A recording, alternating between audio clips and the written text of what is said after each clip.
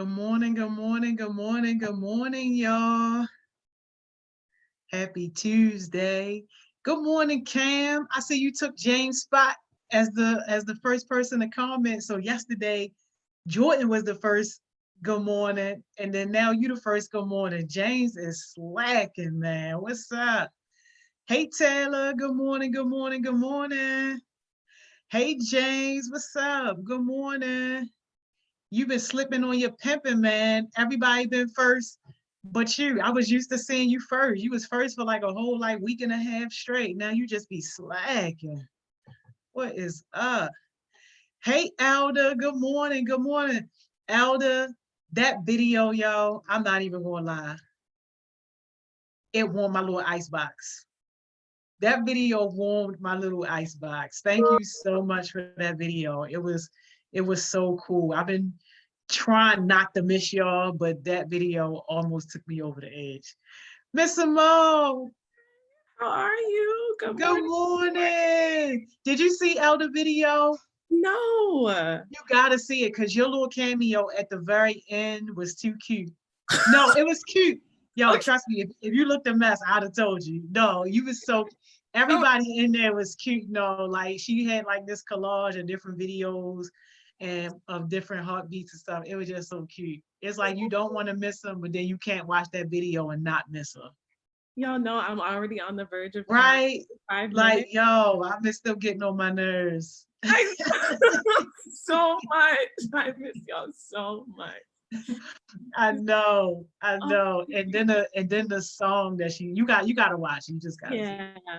That's gonna be good for my heart. Thank you, Elder, in advance for this good cry I'm about to receive. I'm just I gonna know, I know. Yeah, you go ahead and cry for me because my little ice box started to melt a little bit. I not was my ice box, Miss Jones. We talked about being vulnerable. You gotta let it out. Okay. nah. Too far. Too far. Yeah, that's way too much. Taylor said, "Hey, Miss Hey Simone, Taylor, good morning. I can't man. Taylor's gonna come up here this week and drop some jewels, so I'm really, really excited about Who that. Taylor is? Yeah, it's gonna Okay, be Taylor. yep. She always shows up and shows up. All of her, I'm really, really proud of y'all. Like the ones who are doing it are really doing it. That's all I That's think. awesome. And you know what? I thought Taylor was gonna fall off of her my voices. That's why I didn't want to post it when she first asked me to post it. Yo, for real, I'm not even gonna lie, because Miss Simone, everybody be making up a little flyer. Everybody be making up a little cool little name, but then they don't really do it. So Yeah. when she did, I was like, Taylor ain't for real, for real. But No. she been consistent. So I'm like, okay, now I can post it with confidence. Like, all right, this is about to really happen. Yeah. No, she's been on it. Okay. True. And that's Yeah. what we even talk about. Well, she's a peer leadership. And I'm like, that's such an important topic. Like, Yo, really do that. So, Miss Simone, that's a gold mine. I don't think y'all even realize how much of a gold mine that is. Like yeah. peer leadership is the hardest level of leadership, period. So like corporate people, you Yeah. get paid a handsome amount of money to be able to teach people how to be a leader amongst their peers. Wow. That's Oh, the thing. Yeah, okay. So like you that's a thing. nuggets tomorrow too. We need a whole the youth perspective, the corporate perspective. Yeah, that's Yeah, a thing. that'll be good. Elder said, Elder, you ready for what? What you ready for, Elder? I know, Elder. I'm so proud. Elder too. I gotta brag on my babies. I'm sorry. I'm just so I proud. know, I know. And Elder got a cool little opportunity too, yo. Just by showing up. Miss Like Joni. that's what I'm like, just by showing up, by being consistent and just being a person that people are inspired by. I had her speak for me that one time that I couldn't go, and now everybody's like Elder, Elder, Elder, Elder, Elder. And I'm like, yo, that's what it's about, yo. That's exactly what it's about. And I'm so proud because I'm like, when you talk about reliability and consistency, you can call on Elder, know she's going to show up and be there. Like, give her the details. She's like, okay, let me make my schedule. Let me move this. And then she was like, it just blessed my heart. She's like, Miss Simone, not only did I get paid from that opportunity, because I was like, I don't know if it'll be paid. She did it anyway. And then got a job from it and ended up getting paid. I'm like, that's what I'm Yeah, talking I about. know. Like, I know, right?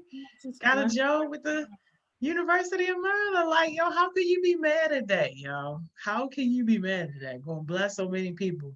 Oh, she ready for the Jules tale about the drop. Yeah, man. I'm okay, yeah. ready too. No, I'm Taylor ready coming too. fire. Yeah, Taylor really been stepping up. Guess what I got, Miss Simone? What? Let me show you this. Tell me this ain't fire. Let me.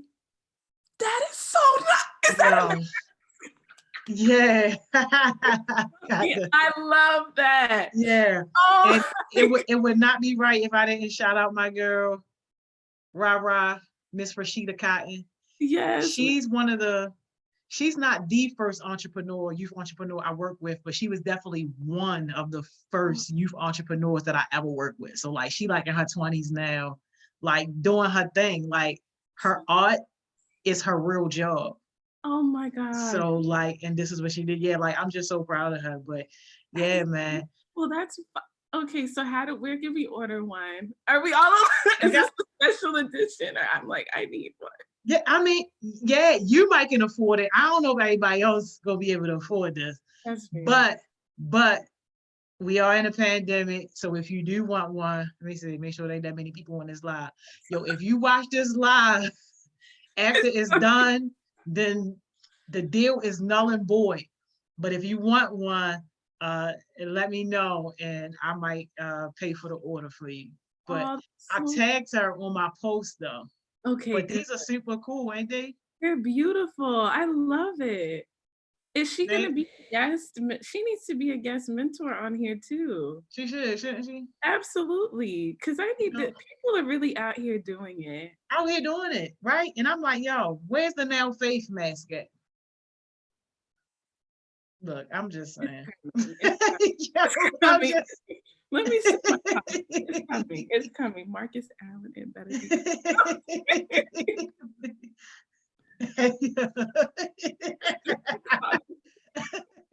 Yeah. You stop before There I you got sip your tea. Look, I'm just saying, man. Like, don't. yo, this is what I say, yo. Like, go hard for yourself. And when you going hard for yourself, I won't even have to drag you because you'll be already on it. Like you would already be thinking about this. Who wouldn't want a now faith mask I was gonna say, in yeah, the state of the world? Right. I know, and that's the thing. Y'all be getting it, but just keep your foot on the gas pedal. Don't ease up for anything. Like this But is the nothing. time. Do it for yourself. I was watching this motivational video by Eric Thompson. Have you heard of him? He's like, Yeah. I know Eric Thompson. He the hip hop preacher. yes, the hip hop He preacher. do a little too much though. But yeah, I know he's Thinking it too when he was doing a I lot. thought I was too much. I ain't got nothing on him. No, he is a lot. He's in your face. All the time. But he has this one video called The Wealth Mindset that I watched yesterday. It was really good. And it talks about like his whole idea is the 1% club. And he's like, there's like unlimited opportunity for everybody. And he's like, I'm not going to discount, people have different circumstances and different environments, but we all have the same amount of time. And like, you have the power to change your mindset. And he's like, unfortunately, only 1% of people actually tap into their gifts and potential and use it for their so that they can be successful. And I'm like, dang, why is that? Like that messed me up so much because I'm like, everyone can do it. I want everyone. I'm so tired of this narrative that only 1% of people can actually make it. When I'm like, no, we can. But you really had this stuff is it's work. It's no joke. Yeah, You it really is. want it and do it, but it's available for y'all. So please bet on yourself. You Invest got in to. yourself. Go hard every day. Yo, you got to. And that's exactly how we were talking about yesterday when we were talking about like entrepreneurship. Like out of 100% of businesses in Maryland, only 10% of them are actually functioning and working. So that means the other 90%, they just got motivated real quick. Yeah, I'm going to start this business. They did the paperwork, but they ain't do the real work. Yeah. It's crazy. Dang it. I, I got you, mine. I see your comment, my mother first one on here. Give me one. All right, man. You already know. You got the first one. I know, like my mother made me one too, but I put it in the car, so it's still in the car because I didn't want to accidentally go to the store and not have one. Yeah. So Because yeah, isn't that like an essential order now? Everyone has to have a yeah, it covering. is. All right, y'all. So be careful. Don't be out the house without covering your face. Yeah, if y'all saw my stories, the first one I posted, that was my mother's. So That was the one that she made me. thanks for always Yeah, looking out. I Always. know. She be looking out. Hey Lamar, good morning. Hey Hardcore, good morning. Hey Q, good morning. Oh, this is good. We have a nice crew in the morning. That makes me Oh so yeah, oh yeah, the morning crew, man. That's how we used to be in McDonald's. The morning crew, yo. rise and grind. Okay. Rise and grind. Yep.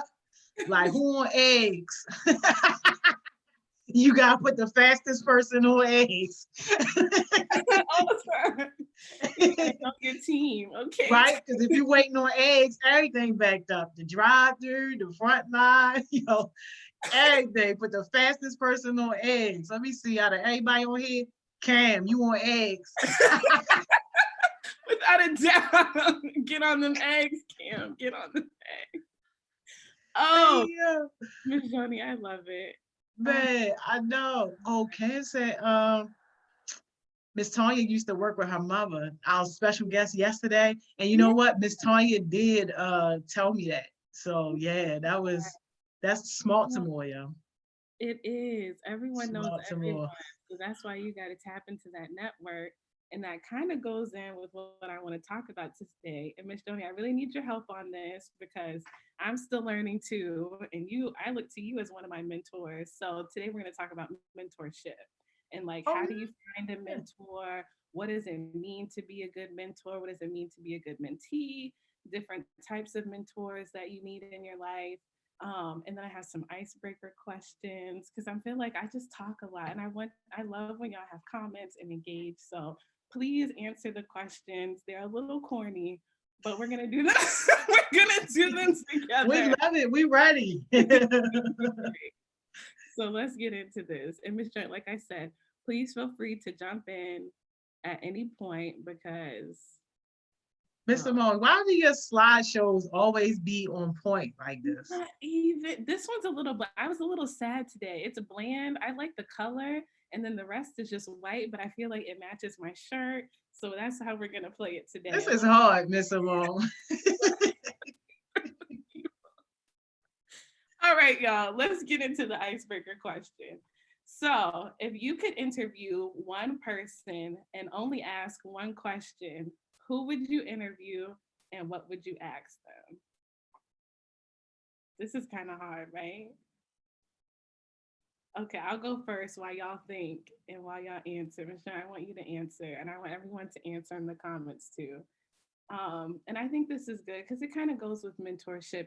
Like you want to have a person that's a mentor that you can like talk with, ask questions to, that you might look up to, who you want to be. So when I was thinking about this last night when I was doing the PowerPoint, my churchy butt, the first thing that came up to my mind was I want to interview Jesus. And if I could only ask him one question, it would be like, what is my true purpose in life? You know? But that was just like my first thought. Cause, we talk about purpose and, you feel like you know what you're on purpose for. But if you could just get the golden key right there, and then I don't even have to worry, I just make sure, like, oh, this is it. This is not on my purpose. Goodbye. I would be good. But that was my first thought. What about you, Miss Shoni? Oh man, this is a hard one, Miss Simone. And this is it's so good too. Yeah. And I can only have one. I can't have two. Only one. I know. Sheesh. I know. Oh man. Okay, you can give us your two. All right, you know what? But you know what? I'm gonna play fair. I'm gonna just have my one. And this is just a little crazy, just only because of the mood that I'm in right now. My Yeah. one person would be Tupac. Ooh. Because I feel like he was so ahead of his time, and Yeah. it's really no other artist that's still releasing new music. And they've been dead for like, how long Tupac been dead? Like 20 years now? Oh yeah. Like 2 decades. So it's like wow. And I would want to know just like what his take on the world was, because a lot of his music, not every single track, because obviously he had to make money, so he did like some club bangers, but a lot of his stuff was so deep into like issues that we didn't even think about. And when you get older and you start to really care about community and other people, and you listen to like his lyrics and stuff, it's like wow, he was really really into uplifting the community and seeing the culture just do better and be better as a whole.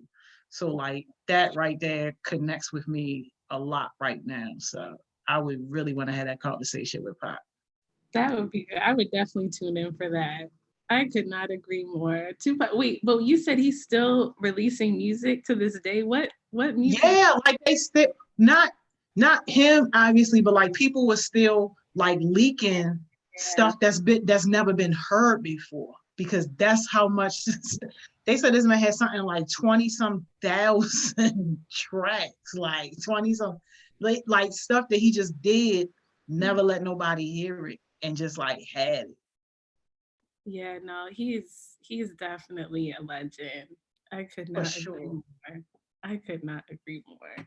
For sure. And my sister dragged me into the Babyface Teddy Riley thing.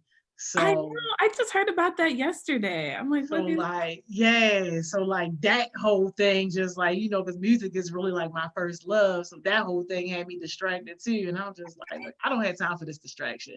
Like, wait. but they was definitely rocking. I love it. You got to do the split screen mission like I did over here, like, oh. Right? It's crazy. Oh, Cam said, no, hold up. Taylor, did you cheat? Did you take mine? Because Taylor said I would interview Tupac and ask him how he stayed inspired through everything he went through, how to keep going. Yes, and yes. Cam said I would interview Jessica Dupont. She's done so much in business and she's so creative. I would ask her what she's developed so much to be so creative, especially with marketing. I love that. Ari said Rihanna, yay Riri. Yeah. She would ask Rihanna, how did you decide to go from music, even though you were very successful, to something you were passionate about but didn't know would succeed? Makeup. Good. I didn't know that about Rihanna. Oh Did yeah, you know that? Miss Joni, Rihanna is not playing. She's like, the music is just one part of me. She's doing makeup. She has her own philanthropy. I had no idea. Yeah, no, it's great. Wow.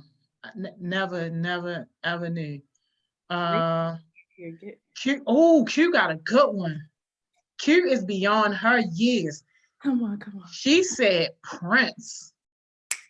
Let's go, Q. He spoke on a lot of societal issues.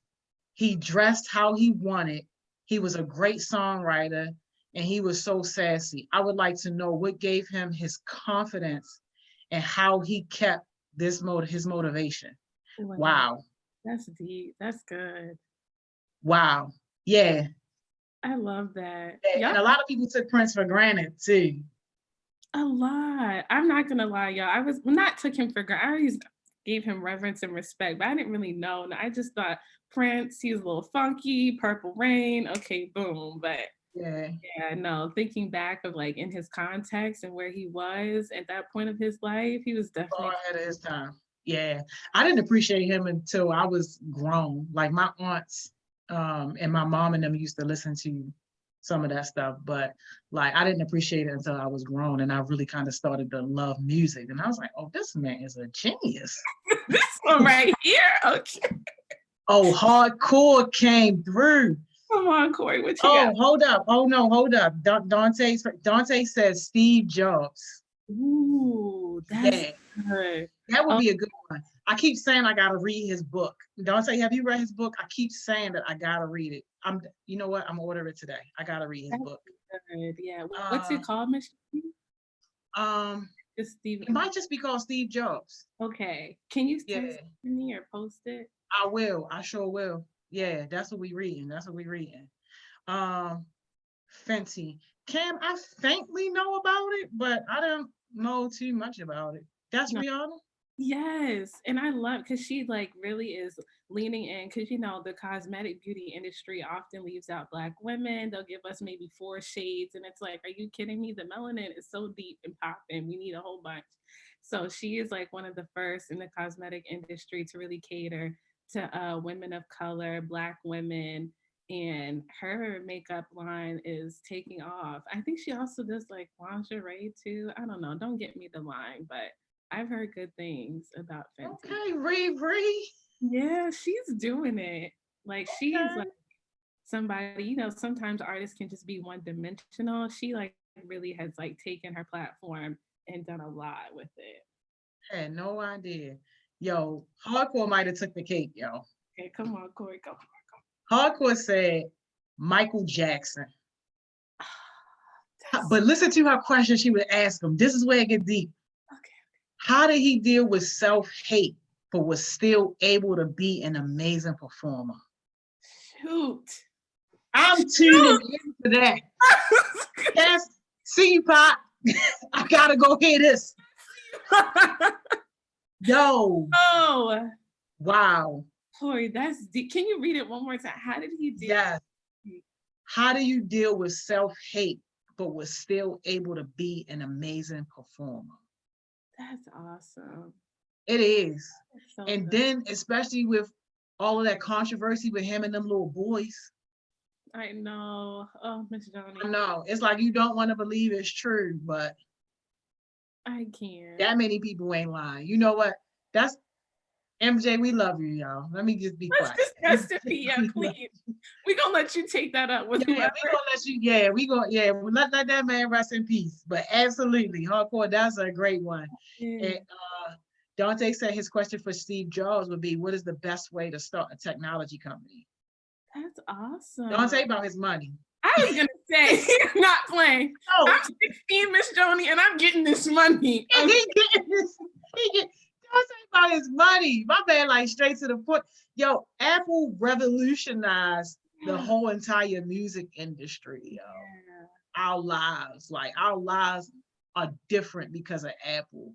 Like, and that's one thing. Like, I read like an excerpt of a part of Steve Jobs' books, and he was saying how when he talked to like his employees and stuff like that, he never wanted like just the best product or the best technology product.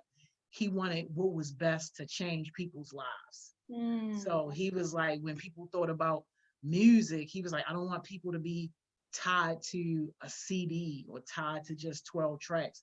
How do we put 1,000 songs in somebody's pocket? And I'm like, yo, genius, I was gonna say, genius, so good. And it just right? when your why is connected to doing something greater than yourself for other people and to help people, it's unstoppable. Yeah. It's Created something we can't live without. Lamar said, I would like to talk to PB the GOAT because he's doing everything that I wanted to do. hey, Peanut cool. butter? I don't he be the You know go. who that is? I don't know, but go ahead, Lamar. You might do that. Okay. Do that. Yeah, we have no idea who PB I'm is, but sorry. I'm so we sure they good people. It's probably peanut butter. Yeah. sorry. I am about to. Can, Yo, can let someone me keep these see. questions and the people? Because I'm like, if somebody's alive, we could probably. I think we got to think big. Maybe we could try to send it in and ask them. That's the only reason why I didn't say Obama, because Yeah, I'm like, people that's alive, we technically still got a chance to connect with them. yeah. So that's the only reason I didn't pick somebody who was alive. Yo, listen, I don't still don't know who this PB person is, but you got a bunch of comments though.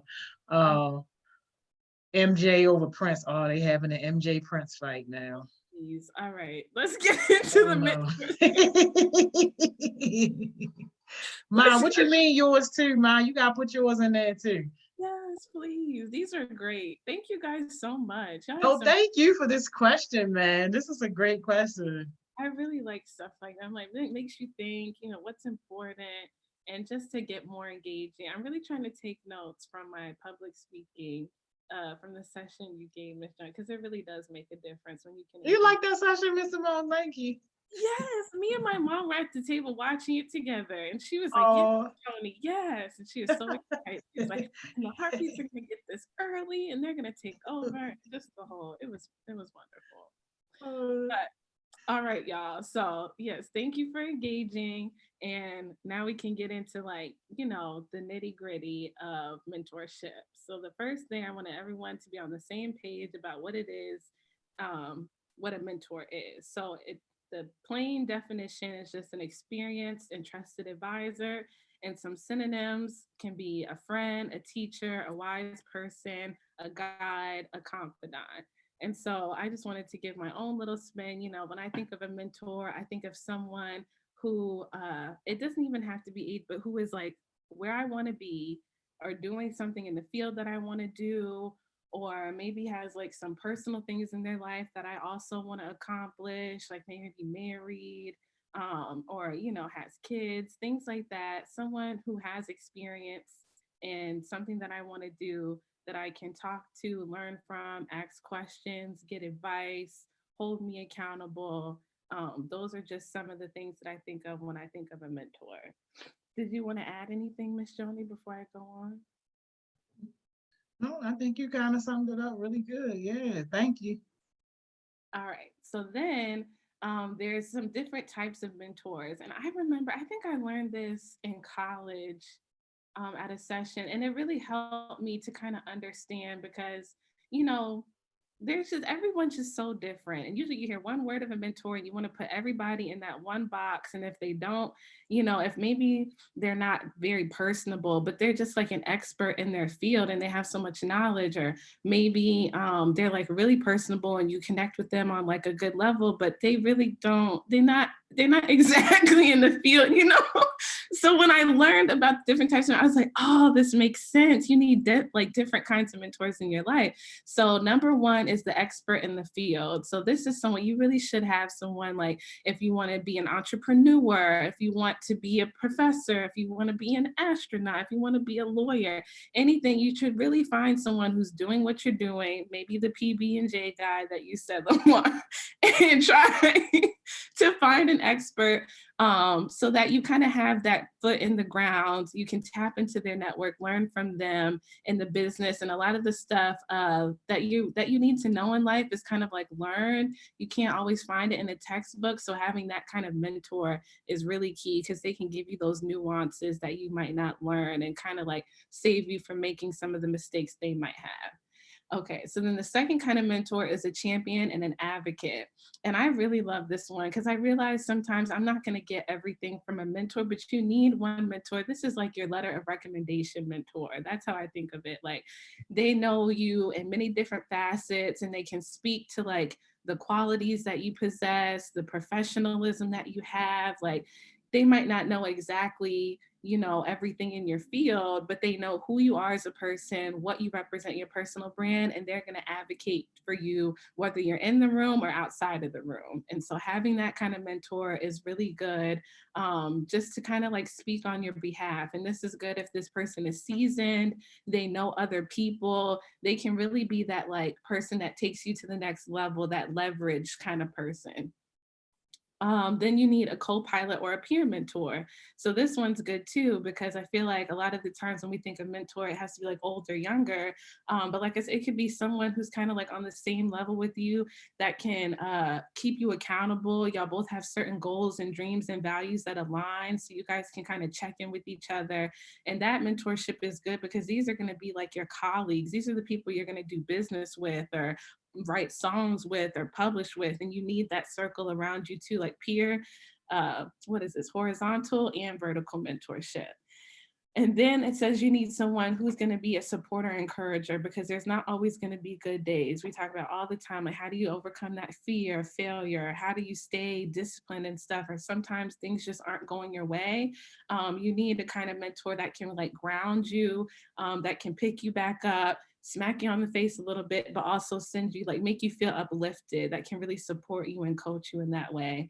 And then number 5, they said, is a reverse mentor, which we'll get into later. And it kind of talks about this concept that I've been hearing more about, how like you should always have a mentor and be a mentor, because they said when you have a mentee, that really helps you to learn and grow too, because it makes you learn about yourself.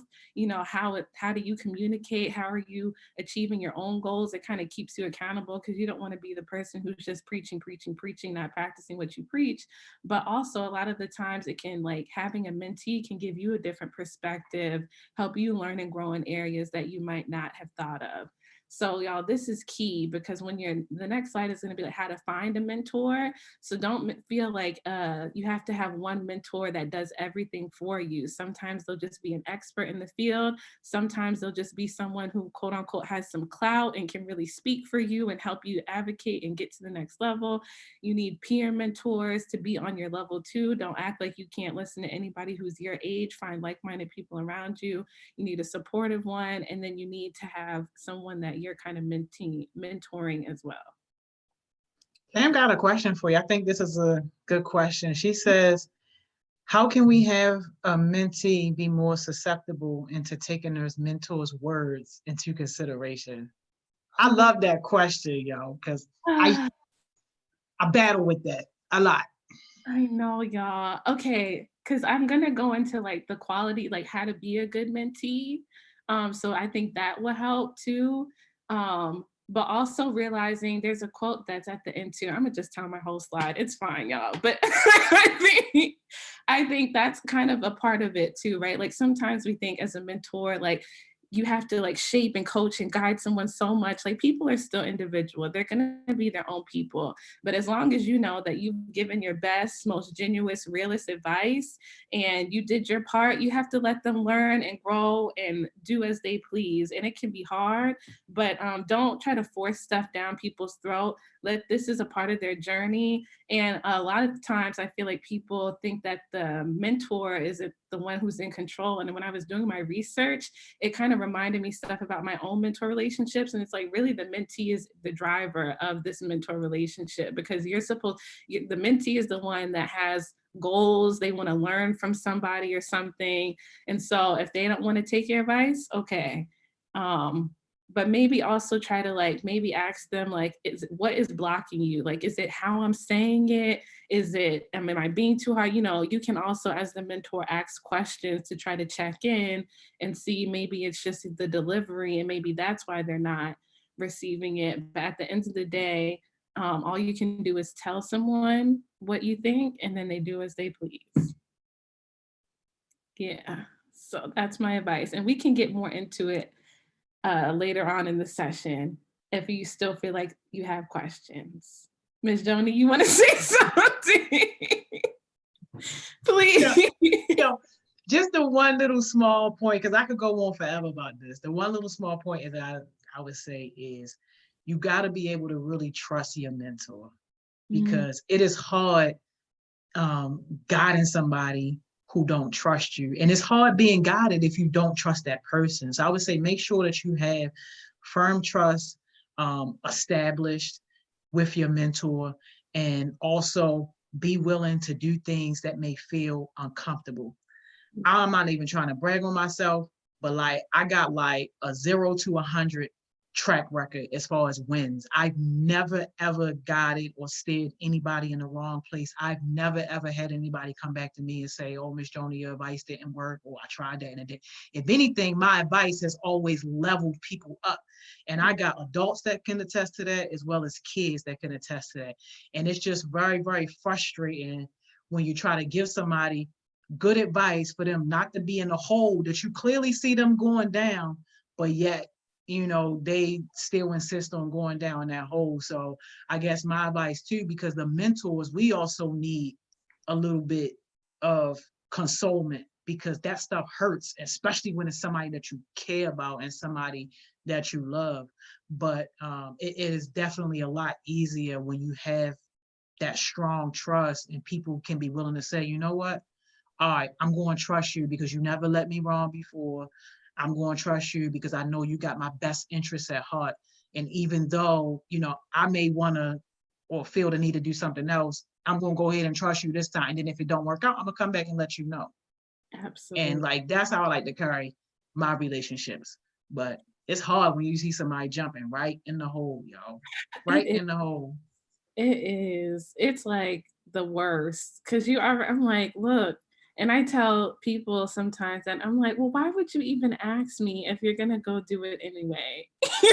Like, do you? Because now it just puts me. I already see you going down. I'm like, don't ask me for my advice if you don't want to. But that's just my first. Like, I get real passionate and but it hurt just y'all put yourself and I think that's why it's so key to be a mentor as well as being mentee because it helps you to see like put yourself in that person's shoes like would you tell your mentee something that you wouldn't think is the best interest, right? Like all of that. So thank you for making that point, Ms. Joni. I think that goes perfectly into the next slide.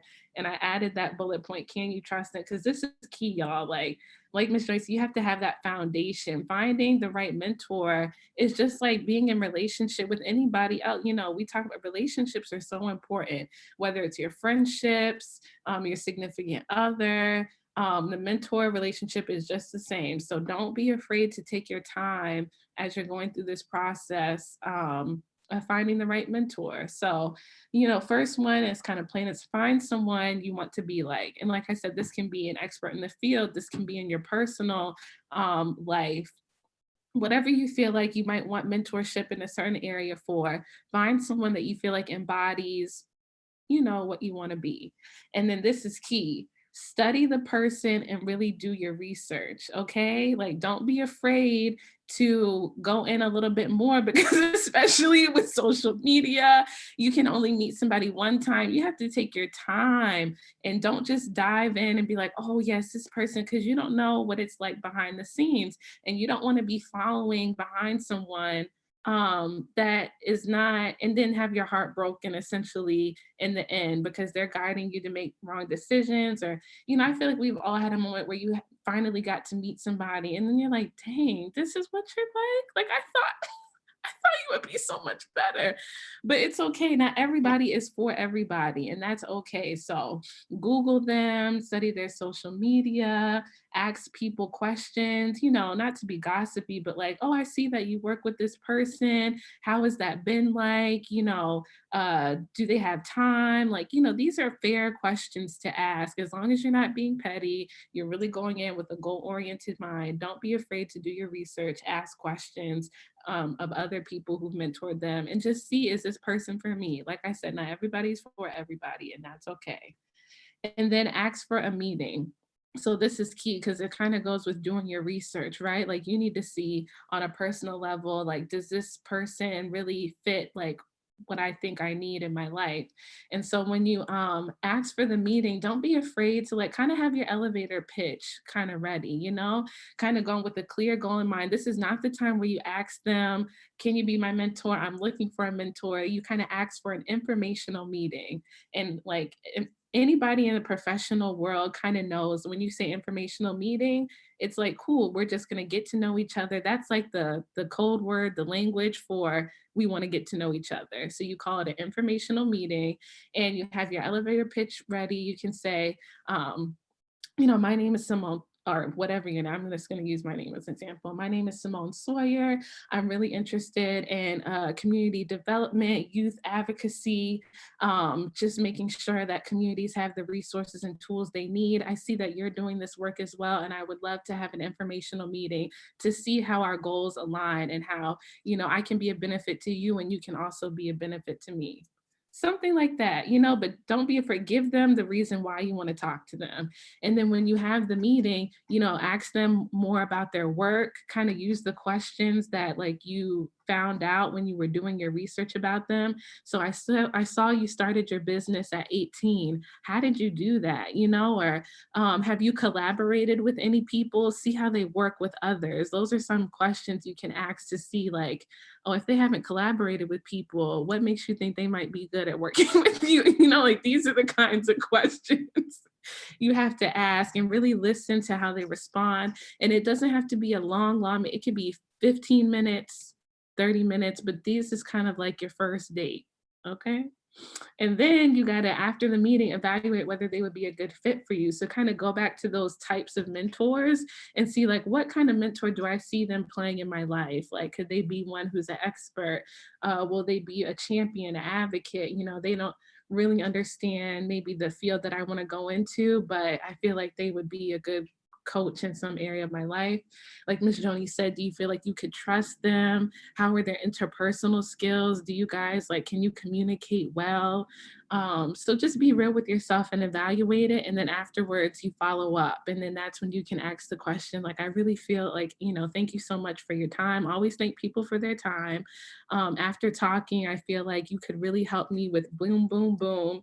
And I might be able to help you with like one thing if that's something you're looking for. If not, but I'm looking for a mentor in these areas. Be very clear about what people can help you with, because I feel like those are the best kind of mentoring relationships when the expectations are clear, the goals of why we're talking to each other are there, and it kind of helps your mentor. It can help them kind of guide you and what they can really help you with, and it helps you get what you need to, and it's not just all over the place and we don't really know what the expectations are and all of that. Okay, Miss You Joni. got a great question here. Yeah, go This is ahead. a powerful question. But I'm gonna read Cam's comment first because that kind of kicked it off. Cam's comment was mentors are like parents. And then people started to agree with that. So Mm, then Amaya's question was, do you think that sometimes it's harder to have that deep parent-child relationship with your mentee when you try giving advice on something and it is ignored and they hit the deep end? yeah, that's a good. Yo, she pierced my soul with that because Amaya actually saw me in that exact same situation that she's describing right now. Like she saw me. Yeah.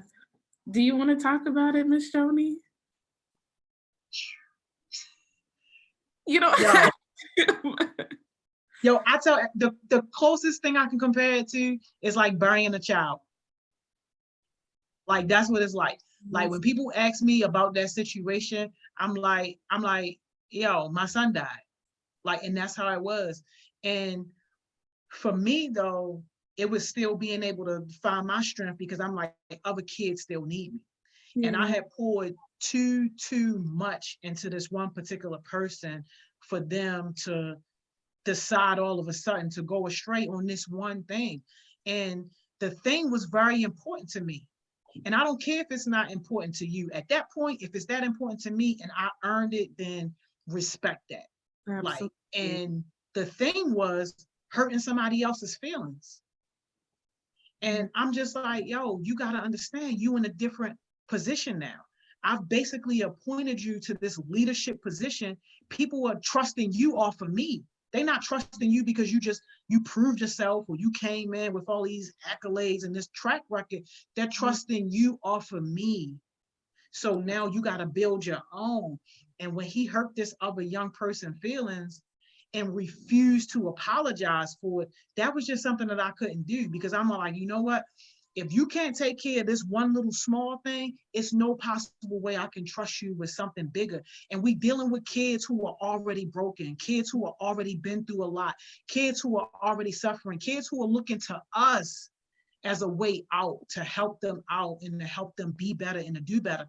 How can I do that if you got your foot on their necks? And Yeah. this man walked out, yo, with Amaya right there. And Amaya, she kind of witnessed the whole thing. And I don't regret nothing that I said to him because I meant every single thing. And I cussed him out, yo. Yeah. I cussed him out and never humbled herself to apologize, to try to make it right, to do nothing, but then turned around and put another knife in our back, started stealing from kids. Exactly. That's exactly how I was looking, Miss Simone. The same way you looking at, that's exactly how I was. Exactly. Jeez. Exactly. And I'm like, I know the power of my mentorship, which is why that was one of the first conversations that I had. Like, look, everything that I'm going to teach you, I know the power of what I can do. I know how I can influence people. And if I was a bad person, I wouldn't be influencing people. I would be manipulating people. I Exactly. know how easily I can gain trust with people and how I can build relationships. And if I was a bad person, I would be using that trust and those relationships just to get myself rich and to do things for me. Yeah. But I'm like, I'm trusting you to take these things that I'm pouring inside you, the things that I'm teaching you, this wisdom I'm passing down. I'm trusting you to help people and to do good. And my Exactly. man didn't do that and turned around and did the exact opposite, but then never came back around. Because I'm a forgiving person, believe it or not, but I still will cut you off. Yeah.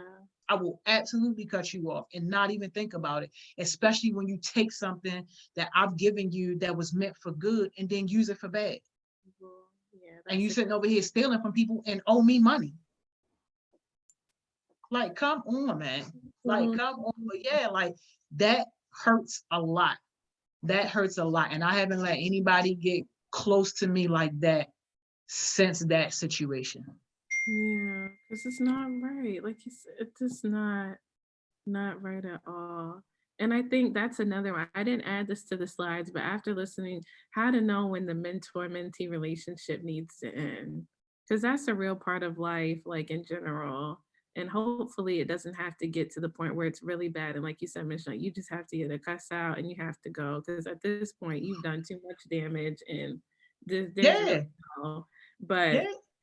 For maybe. me, it's when you put the lid on your mind and I can no longer pour into it. Because I Mm, know what I'm pouring in is good. But when you put that lid on and then you stop listening or you stop, okay, bye, see you. I guess I done gave you everything that you need. Good luck with that. yeah. And and we really don't have nothing else to talk about that, talk about anymore. And now you ain't even gotta worry about it. Do Yeah. whatever it is you think you gotta do with whatever it is that you think that you got.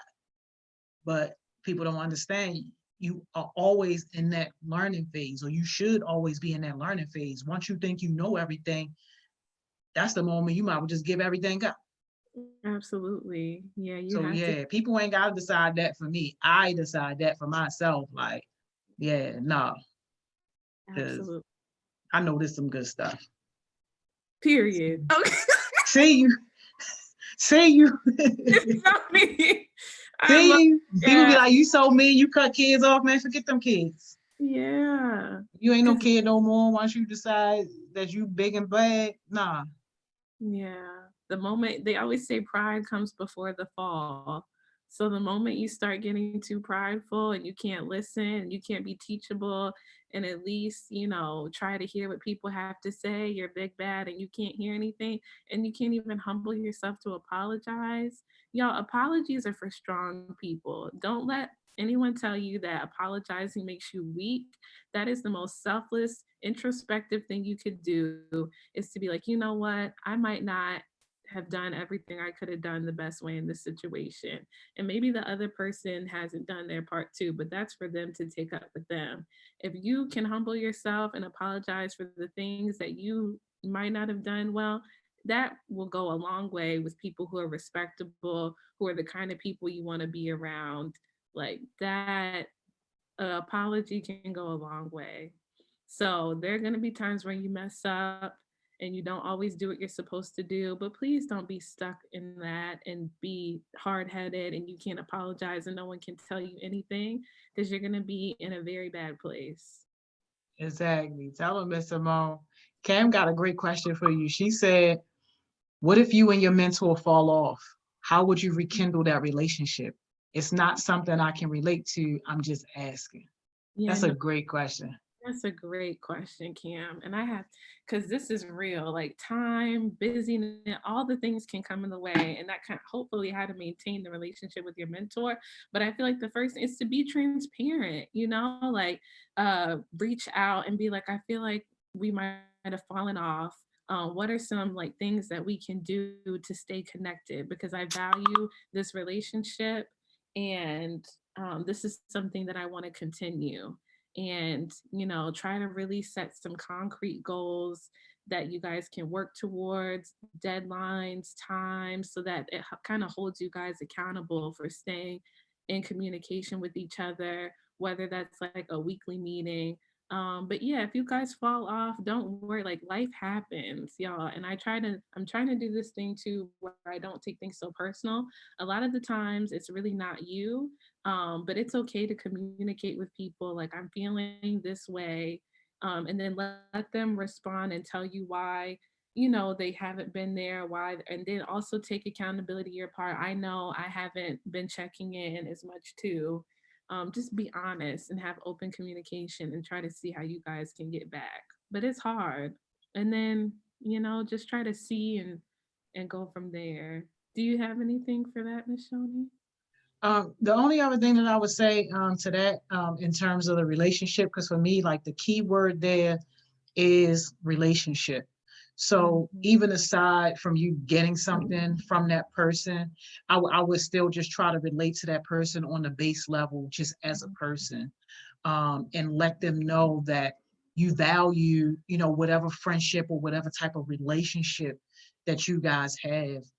And most mentors, we already expect something to go not necessarily wrong, but for everything's not going to be favorable, and everything isn't going to be just peachy cream. I don't think most mentors expect that, and that's the reason why we are the person who you look up to and the person who you get the information and stuff like that from. But I think that keyword definitely relationship, figuring out um what part of that relationship you own, especially the part that may have been damaged, and then doing your part to fix that part. You can't force anybody to do anything that they don't want to do. But I feel like most good mentors, if you at least, try to fix your part and do what you need to do, then it'll be a situation where you'll find that they'll meet you halfway. But no mentor wants to be feeling like they've been taken advantage of. Yeah. Absolutely. I couldn't agree more. That relationship piece is so key, y'all, because even though we put these words on some of the concepts we talk about, at the end of the day, the core is that people are people, right? So your mentor is older, they might have some experience in the area that you want, but they're still human. So they want to feel like having that foundation of at least just building a human to human relationship is so key and important, and like building that trust, like Miss Joni said, being transparent and open and real and communicating them. Like, I said, just treating it as like, this is a human, I'm a human. How can we build this relationship foundationally? That's why this last bullet point, like, let the relationship kind of happen organically. Don't be afraid. You can still be yourself, ask them how they're doing, how is life, like they have things going on too, just how they want to listen to you, you can listen to them. And then, try to balance that with different mentors that you have. Not everyone's going to be a personal mentor. The best mentors, like people that can do kind of both. They can be your advocate, they can be an expert, they can support you, but just recognize you're not going to get that with everyone. So don't try to like reach for that when you know it's not really there. But at the baseline, you can at least be human to human, uh, at the core, and just know that they want to support you as much as they can, but also like you have to own part of it too, like Miss Joni said. And that's kind of like the second to last bullet, like support each other. It should be a mutually beneficial relationship where like the mentor can feel like, okay, wow, like I feel like I'm helping this person. They're listening. That's part of mutually beneficial. No one wants to just be wasting their time telling someone stuff and they're not listening. Like that's not, now you're draining. You're just taking, and it's nothing that, is filling the other person back up. And like even just being accountable, like somebody that they know they can count on, like all the time there are opportunities. If I have an opportunity, can I count on you? Like I want to put you in a position to help you grow. Are you going to show up for the opportunity? Are you going to leave me high and dry looking crazy? And then now, like Miss Joni said, you're messing up opportunities for any other mentees that I have. You're closing the door because it looks like. So even just a lot of the times with these relationships, it's really just you being the best you, and that is how that's how it just grows organically. Like, be the mentee you would want. That's really what I have to say for how to maintain it. And like I said, check in regularly, set timelines and dates, understand their expectations of you. Like I said, are they going to be a personal mentor? Are they going to be someone who can give you like maybe just 30 minutes and that's all you need? You kind of have to be really aware of those things and check in with yourself, check in with your mentor, be transparent, and that should help you guide the relationship. Okay, sorry, because I know, oh, we're out of I time. know we only got no, man, but this is so good, Miss Yeah. Simone. Maybe we'll come back. Well, because I don't want to rush the rest of it, because now we're about to get at the core of like, what is a mentee, how to be a good mentee, and like Okay. qualities of a good mentor. So we'll come back. We'll do Okay. this. So part 2 tomorrow. Yeah, part 2. Well, I think Taylor's going to do, Taylor, we might have to do Thursday. We'll see. Part 2 this week. Part 2 this week. Hey, that's what's up. Did I tell you we got Dougie Fresh confirmed for Friday? Oh, it's lit. It's lit. Yeah. We got my man's confirmed for Friday, and Amaya is going to co-host with me. Oh, I'm gonna fall out. This is the best. Yeah. What's your jewel, Miss Simone? Because we got Mr. Robin coming up. Yeah, y'all, life, we have to do life together. You can't do it on your own. So be open, be coachable, be teachable, and find good people to surround yourself with. That's Yay. Thank you, Miss y'all. Simone. We'll see you tomorrow at 10 o'clock. And I'll see y'all right back at 11 with Mr. Robert.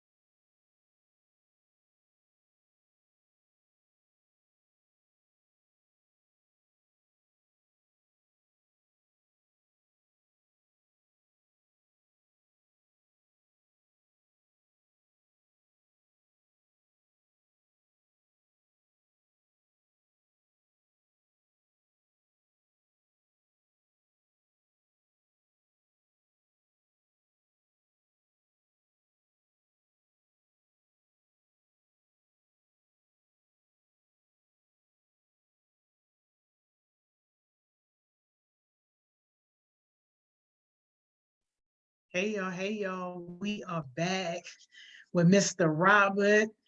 Make sure y'all drop your comments, your questions. We're going to get to them all. Man, Miss Simone had a great session, didn't she? I can't wait for that part two. I cannot wait for that part two.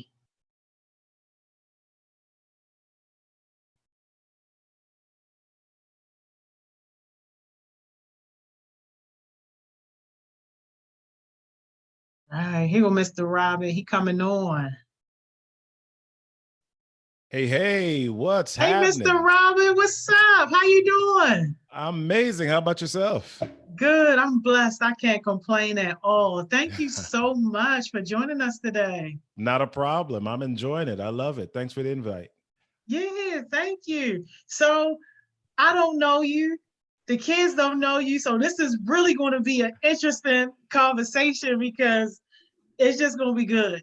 I love Yeah. meeting new people. I love building a network and exposing our young people to positivity. So thank you so much. Awesome. Awesome. Awesome. I'm excited. Cool. So can you start just by kind of like formally introducing yourself? But we need to know like way back some stuff. So like childhood. Yeah. The kids like to be all in your business. So All like up coming in the up, tea. What? all spill all the tea. Where you from, where you were Yeah. born, what it was like coming up, all that. Okay. Okay. So my name's Robert Kennedy the third. RK3 is what they call me. Uh, I was originally born on the island of Jamaica. I left Jamaica when I was about 7.5 years old, but we went back quite a bit as kids, as teens, as in 20s, et cetera, et cetera. So I'm quite familiar with my homeland, but I grew up in New York. When people ask me where I'm from, more often than not, I tell them I'm from the Bronx because that's where I grew up. That's like my formative years. Big Yankee fan downtown. That's right. I don't know. I know I'm in Maryland. We're Oriole fans here, but I grew up in the Bronx. I can't help it. Yankees are in my blood. And after I left New York, I went to college in Massachusetts and I did my bachelor's there. I did a bachelor's in biology and history. And that was because, I mean, so I don't know if everybody has these moments in life where you kind of look back and you're like, yeah, maybe I might have done that a little bit differently. The reason that I did biology and history was back in the day, I used to watch, and this is not such a great reference right now, but I used to watch the Cosby Show, right? And they had the dad who was a doctor, the mom who was a lawyer, and their family it was all set. So when I came up and it was time for me to go to college, and people always ask you the question, so what you gonna do when you grow up, you know? And I had to choose a major for college. And initially, so check this out. I took a career inventory exam in high school.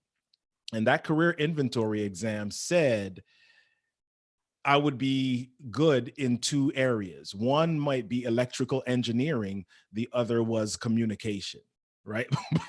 But I had no idea what to do with communication. I didn't know what that meant. I didn't know what careers really existed around that. So, my family is West Indian. And of course, in the West Indies, there's like a few careers that are acceptable. If you tell your parents you're going to do that, they're like, yeah, go ahead. You're all set. So one was you could be a doctor, you could be a nurse if you were a girl. If it was acceptable back then. Yeah, you're like laughing at me right now, right? Or you could be a teacher. My mom was a teacher, or my dad, I'm a PK. My dad's a pastor, right? And so that was acceptable. You couldn't be a lawyer because lawyers were like liars. That's what they said. So I chose something that was acceptable. So I started, when I went to college, I was trying to do pre-med to become a doctor. And pretty quickly after like the first semester, I figured out I didn't really like it that much. And then I didn't do anything about it. I went to my sophomore year and I took organic chem and I totally failed it. To- totally messed that class up. And, but I was still a little bit nervous to tell my parents, like, yeah, I don't really want to do this anymore because, they're paying money. They're paying money for me to go to college, and I'm going to switch halfway through. So I took on a history major as well. And so after that, I worked in the mental health field for 4 years as a counselor, and that set me up real good for my next job as a seventh grade teacher. But got that. There we go. So I taught seventh grade for 1 year. Then I taught high school biology and physics for 7 years. And I was a biology professor for an online university, biology faculty for an online university for 2 years. And so I spent 10 years in education. And then after that, I moved into instructional design, started my own training company, and then started to teach people about how to communicate. And so in the middle of all of that, I've done a lot of different things. Voiceover.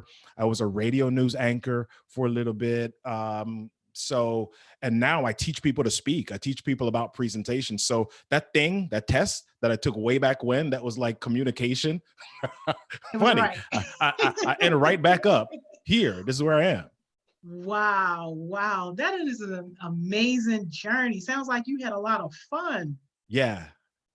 Well, it's fun like now when you look back, but while you're doing it, sometimes it freaks you out a little bit because you're never sure, right? You're never sure of what the next step is or how it's going to work out for you, or if it's going to be the right thing. Are you wasting money? Are you disappointing people? Are you going to put yourself in a place where you can fail, fall on your face, be embarrassed, have everybody laugh at you, criticize you?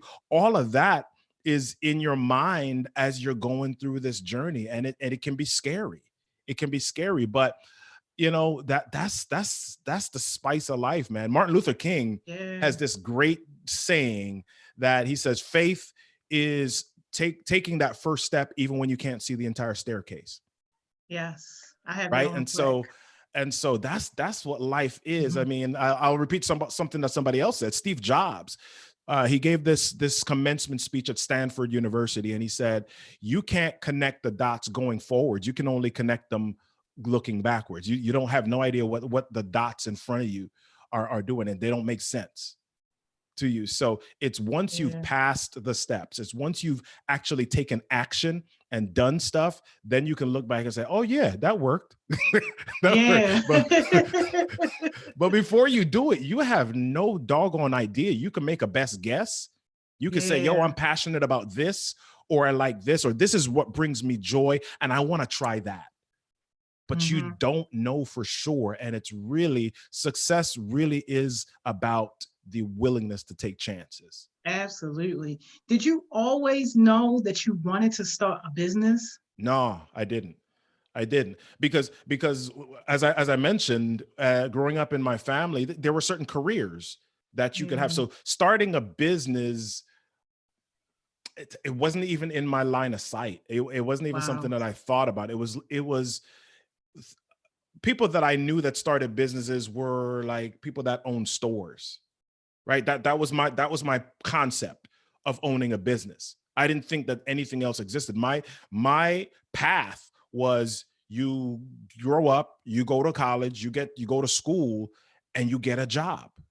And you choose a good career. And then if you're successful at that, people will look at you and say, yay, you're great. Right. So owning a business, I didn't even know anything. So as a matter of fact, this is my fourth business. My first two businesses I started when I was teaching, and I had no idea what I was doing. No idea. As a matter of fact, my first business came out of a crazy conversation. I was having this conversation with my wife, and she was like, we were talking about our budget, and she said, dude, you spending too much money on CDs. Right. And I was like, what do you mean? She was like, listen, look at it. This is the number. These are the numbers right here. This is how they add up. I mean, we got to do stuff. We're married like a year and a half at this point. And she said, we got to cut back on stuff. And you're spending crazy money on CDs. And so I'm like, at this time I was a musician. I played keyboards, I played drums. We had this group and we were recording and et cetera. I'm like, I gotta have my CDs. That's my drug of choice. Hold Right? on. I got What you mean you had this group you were recording? Like you were in a band? yeah. We did gospel. We did gospel music. It was 6 of us. We were some pretty cool cats. We Wow. sang. I don't know if you are into gospel music and you know the gospel world. We were big like Commission fans. If you've ever heard of Commission, if you've ever I heard know of the Commission. Winans, yeah. So we Definitely know did the that. Winans. We did that. We did Take 6 type stuff. So we kind of fused all of that stuff. So we produced an album. I wrote most of the music, and yeah, so music was a big part of my world. And so I'm saying to my wife, that's like ripping out an organ, just telling me I can't have CDs. So I had to figure out how to get CDs, how to get my music. And I don't remember how I figured it out, but I figured out that I could call record companies and ask to speak to the A&R person and ask to interview their artists, and they would send me CDs. Wow. So I called a couple of companies, called a couple of record companies, called some of the PR agencies, and they said, "Hey, what's your website?" This is back in the early 2000s. They said, "Hey, what's your website?" I was like, my website is k3music.com. And they said, "Okay, we're gonna go check it out." I said, "Yep, we're updating right now. Give me a couple of days and we'll come back." At that point, I had no website.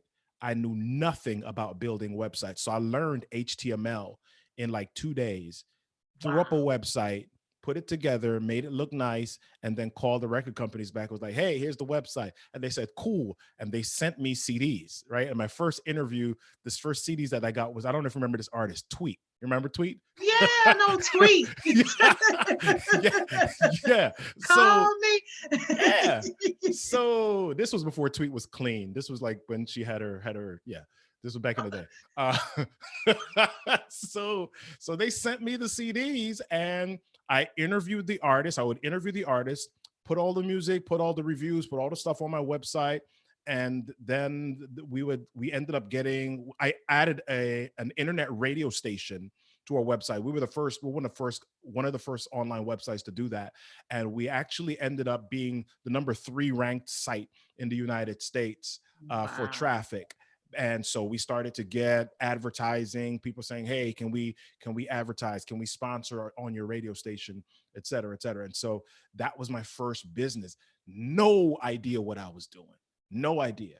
I just knew, I mean, I stayed up late at night. I mean, I was staying up late till like 2, 3 in the morning, building the websites, putting stuff together. And I had to get up to go to my teaching job. My kids started class at 7:30, right? And I had to drive half hour. So I just putting it in, Wow. doing it in. Wow. Yeah. And then what were the other 2 businesses? So what would happen, I would get some artists, not only from the record companies, a lot of independent agents or independent artists started sending me CDs as well. So what was starting to happen was some of them would come, they would send me stuff, they would call up, they would send emails, or they would send information.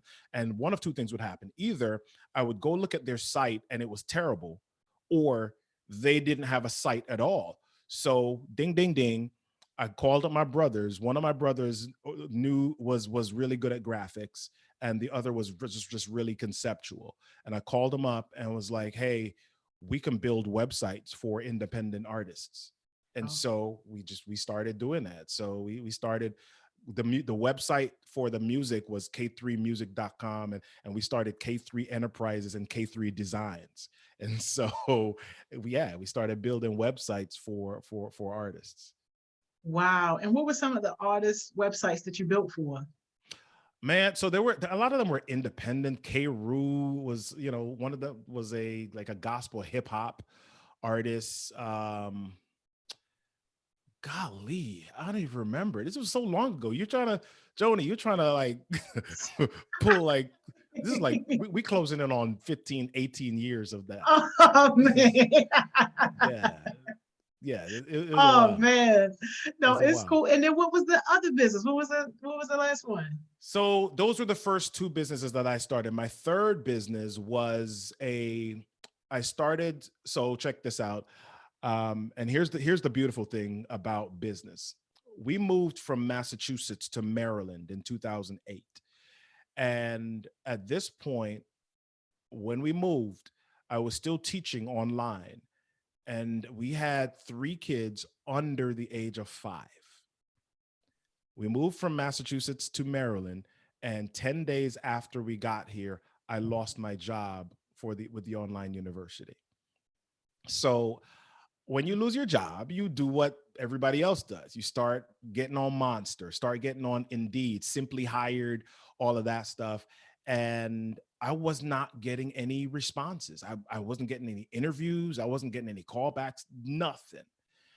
And so I was like, I got kids, I got a family, I got to feed them. I got to at least participate. My wife was working. I couldn't be just chilling in the house, kicking up my legs.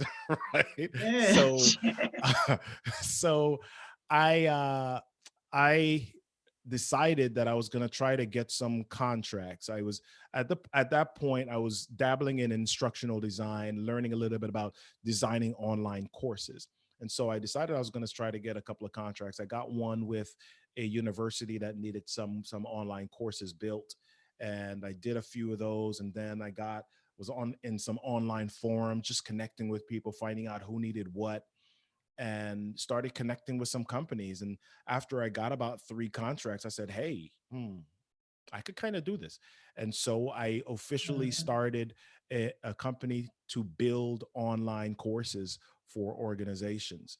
And so after Wow. I started doing that, I started to get some more clients. Some companies started to call me to say, hey, can you not just build the courses for us? Can you teach us how to build it?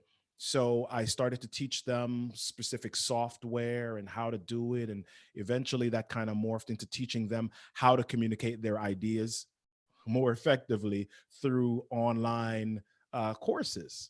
And so that was the third one. That was the first business that I was in full time with nothing else. That was my first, like, 100% full time business. Wow. That is amazing. It sounds like you had a very untraditional route towards entrepreneurship and business ownership, Yeah. but definitely a lot of lessons. So with that, I'm gonna ask a question. Mar has an interesting question here.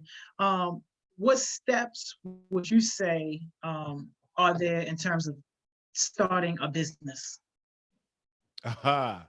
Well, the first step is really knowing what business you want to start.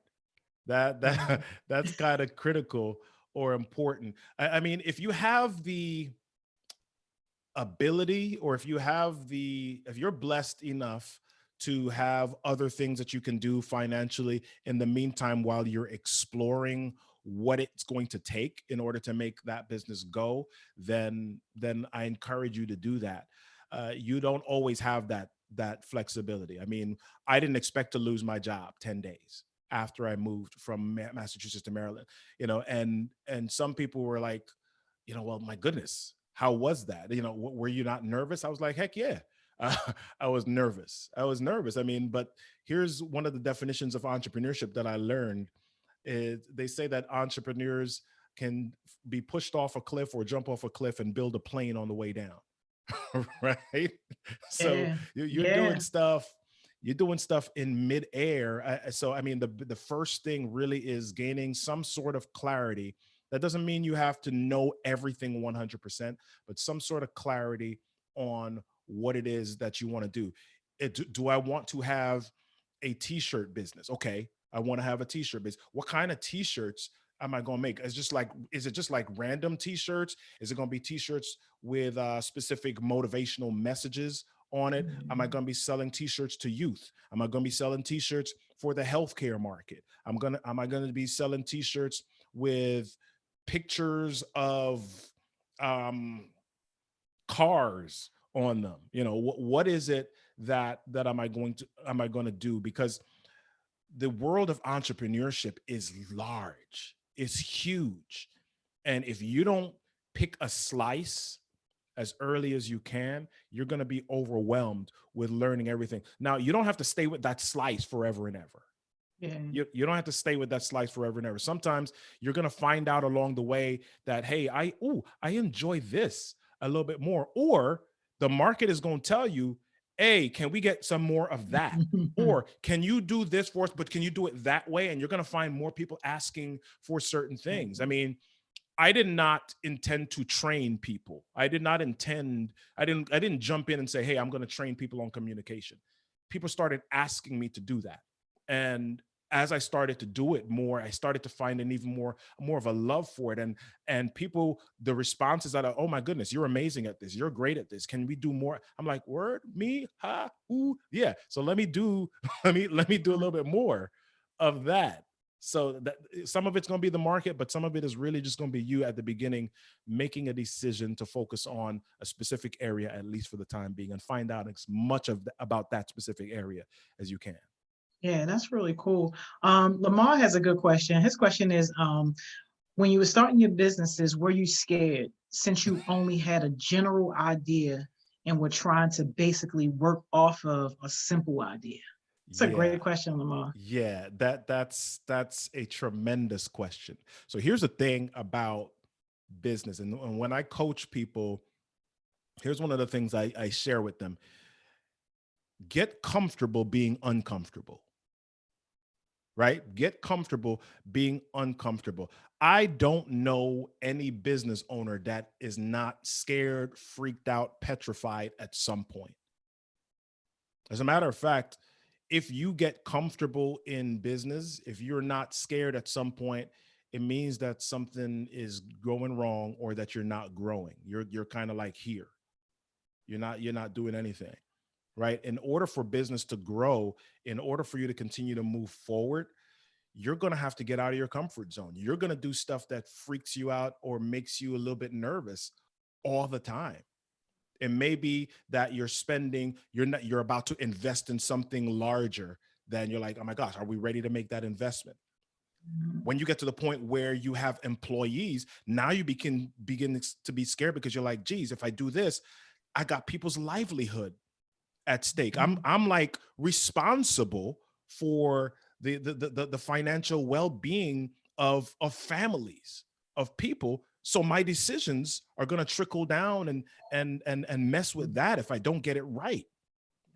Right. So you're as a business owner, get used to being scared, embrace being scared, and love being scared, and use that as fuel for the journey. Yeah, that's amazing. So I did stalk you just a little bit, and and I saw also that it said that you are a motivational speaker. Well, that's something that people threw on me. Okay. So, It's listen, I speak about topics. I speak about growth. I speak about how to be confident. I speak about how to utilize your language and your communication and your presentation to create influence with people. I speak about how to be a confident leader. Those are topics that I speak on. But inside of all of that, I always find that people don't move to a certain place because of fear. They don't move to a certain place because of focus. So there's always an element of motivation. There's always an element of inspiration in whatever I share. I'm a storyteller. I share with people how to tell their stories. I have a course online about telling your signature story. Inside of all of that, the reason for stories is to help to motivate people towards action, to help them to see a possibility or to see a path that may be similar to an experience, because everybody has an experience, right? And sometimes we just need a little bit, we need a seed, we need something to see somebody else that went through something a little bit, to know that it's possible to make it over that mountain and to see our own success. So I share those things, and sometimes people call that motivational speaking. okay. That's what they call it. Yeah. Yeah. So, So the majority of our audience are teenagers, right? Yeah. 14 to 19. Why should they care about confident communication? Listen, you don't go through this journey in life by yourself. You don't do, nobody becomes successful on their own. Nobody does. Some people might like to make you think they do. Some people, they'll go on Insta, IG, TikTok, whatever, and they're doing stuff, they're flossing, they're taking pictures like, yeah, what's up? And you're thinking that they're doing it by themselves because they got hustle, they got this, nobody does it by themselves. And one of the key factors that's going to make a difference in how you move forward is how you communicate with people.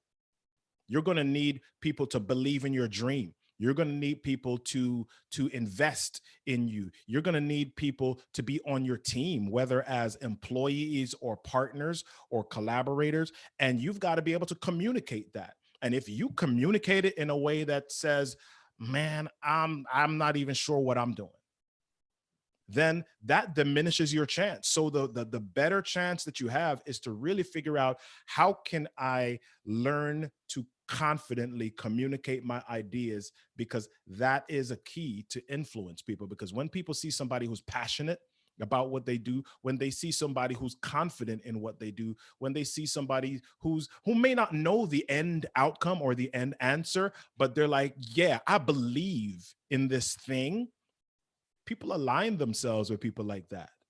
You got a business, you got something that you want people to support you in. You've got to be 100. I'll say it 100, right? I'll say it that way. You got to be in it. You got to be in it. And then you have to be able to confidently communicate that to people so that it can grow, because otherwise it's going to stay right here, right here. So confident communication is critical. Warren Buffett, I'll say this way, Warren Buffett, I don't know if people know who Warren Buffett is, but Warren Buffett at one point was like the third richest man in the world, right? I don't know what number he is right now. I got to go check that out. But Warren Buffett, doing a speech at a university, said that the one thing that doubled or even tripled his output, the one thing that he did that he wishes he'd have done earlier, was take a Dale Carnegie public speaking course. Right? He took a public Wow. speaking course because it allowed him to learn influence, persuasion, presentation, and being able to connect with other people. So the biggest thing that you can do for yourself is, and I'm not saying lose who you are. And I'm not saying you have to talk a certain way like certain people in order to be in their presence. It's helpful. And one of the things that you'll learn is code switching sometimes does not mean you're being inauthentic. A lot of us say, yo, no, Mhm. I'm gonna keep it real, man. This is who I am. And, and that doesn't get you into every room. That doesn't get you into every door. I've got to learn how to get into the room, because here's what happens. People make judgments about you, like right up front, fair or not.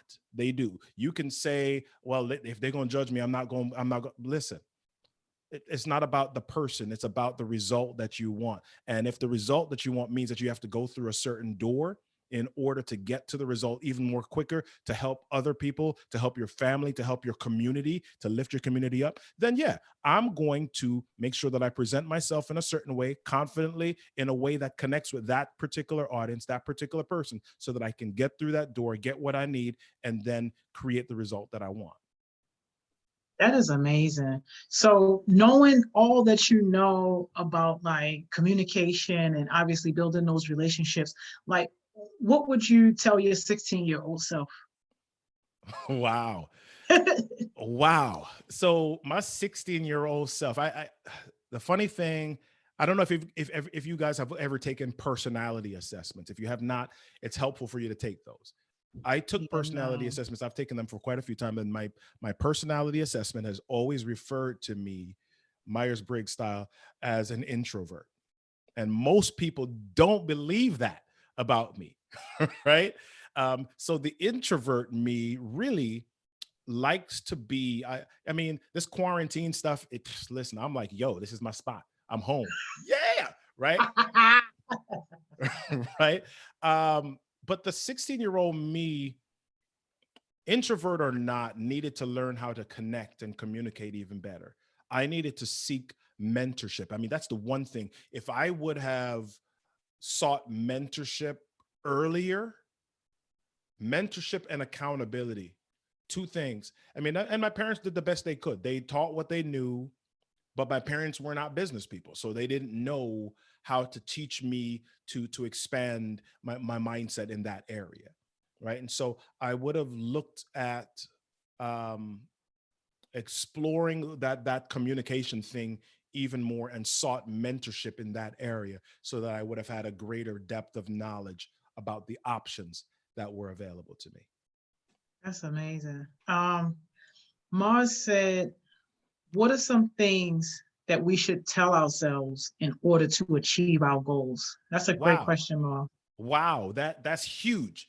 That's a That's great huge question. because that's where it starts. That's Yeah. where it starts. Right Hmm. there. Every day. And it's not like a one-time thing. Zig Ziglar, famous motivational speaker, had this thing and he said, motivation is like a bath. We recommend it daily. Right?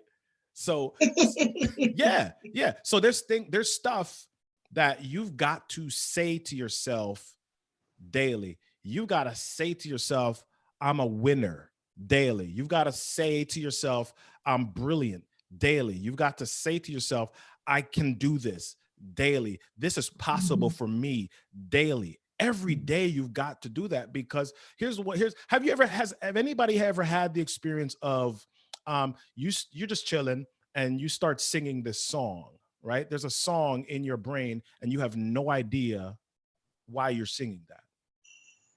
Right? That Yeah. happens because uh whatever you play, stuff goes into your mind subconsciously, right? Stuff goes into your mind subconsciously, and the things that you listen to really become what you dwell on daily. So why not be the originator or the creator of that thought? Why not say certain things? I mean, in my room, uh, right above my bed, there's a hallway, and there's right above the hallway there's a sign, and it says, "Begin each day with a grateful heart." So when I open my eyes, that's the first thing that I see. Mm. That's the very first thing that I see. Even before I say my prayers or anything, that's the first thing that I see. So that's the first subconscious instruction to Yeah. myself. Begin each day, be thankful about something, right? And you guys can't see this, but if I look to the left and to the right, there's some signs in my office. There's a statement here that I keep on my wall, and this is I remember I watched this movie Aquila and the Bees. First time I heard it several years ago by Mary Ann Anderson, and it says, "Our deepest fear is not that we are inadequate. Our deepest fear is that we are powerful beyond measure. It's our light and not our darkness that most frightens us." Right? And then it goes on. It says, "You're a child of God. You're playing small. Does not serve the world." And then it says, "We were born to make manifest the glory of God within us." It's just in some of us, it's in everyone. And as we let our own light shine, we unconsciously give other people permission to do the same. Mm. Woo, woo. So I read those things every day. I got another sign right above my door. It says, "Good morning, millionaire." Boom, right? I'm seeing these things in front of me. I'm verbally creating the world just like as I walk around my house. So I'm squeezing out any space for negativity. Oh, that's right. I know that's right. I love it. Lamar has a great question for you. Lamar, I love this question. He says, if you knew that you could get to this point in your life, what would you have done differently? Mm, wow. Wow. So that's a trick question. That's a trick question. Here's why. Some of the things that I'm able to do now have only come about because of the lessons that I learned in making the mistakes that I made.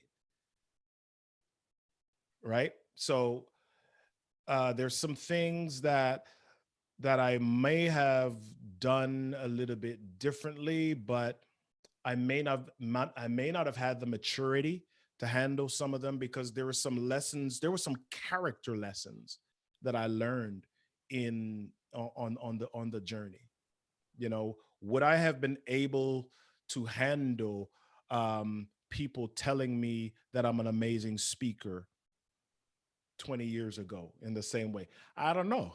My head, I don't know. I don't know. Right? Right?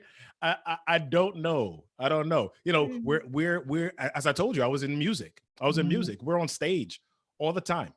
We're on stage all the time. You know, they're literally, and it feels kind of crazy. You like go to a concert and there are these kids. They're like, "Hey, can we have your autograph?" I'm like, "What?" Right? So you learn things along the Mhm. way, and yeah, there's some decisions that if I had to make them over again, I might have taken the left turn instead of the right. I might have chosen A instead of B, but I don't regret the journey in any way because Mhm. it's made me who I am. And I like to say you're right where you're supposed to be.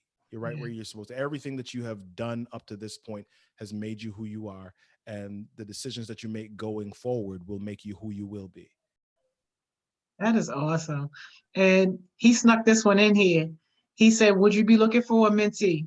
I love it. I love it. Listen. So I here's how I operate. I mean, I I love part I part of why I loved being a teacher when I was in the classroom was because I loved that light bulb moment. I loved that moment where you were teaching a concept or you taught something, and then you just kind of saw the eyes light up and like, oh, I get it, Mr. K. I absolutely loved that moment. Sometimes those moments didn't come immediately. As a matter of fact, I was on Facebook. Yeah, I know. Facebook's for like old cats, right? Whatever. You see the gray. Um, so about like 3 or 4 years ago, there was this dude messaged me on Facebook, and he was like, "Mr. K, I just wanted to tell you that I thank you for what you did." I'm like, "What did I do?" He said, "Well, you were like one of a couple of only a couple of teachers that really believed in me."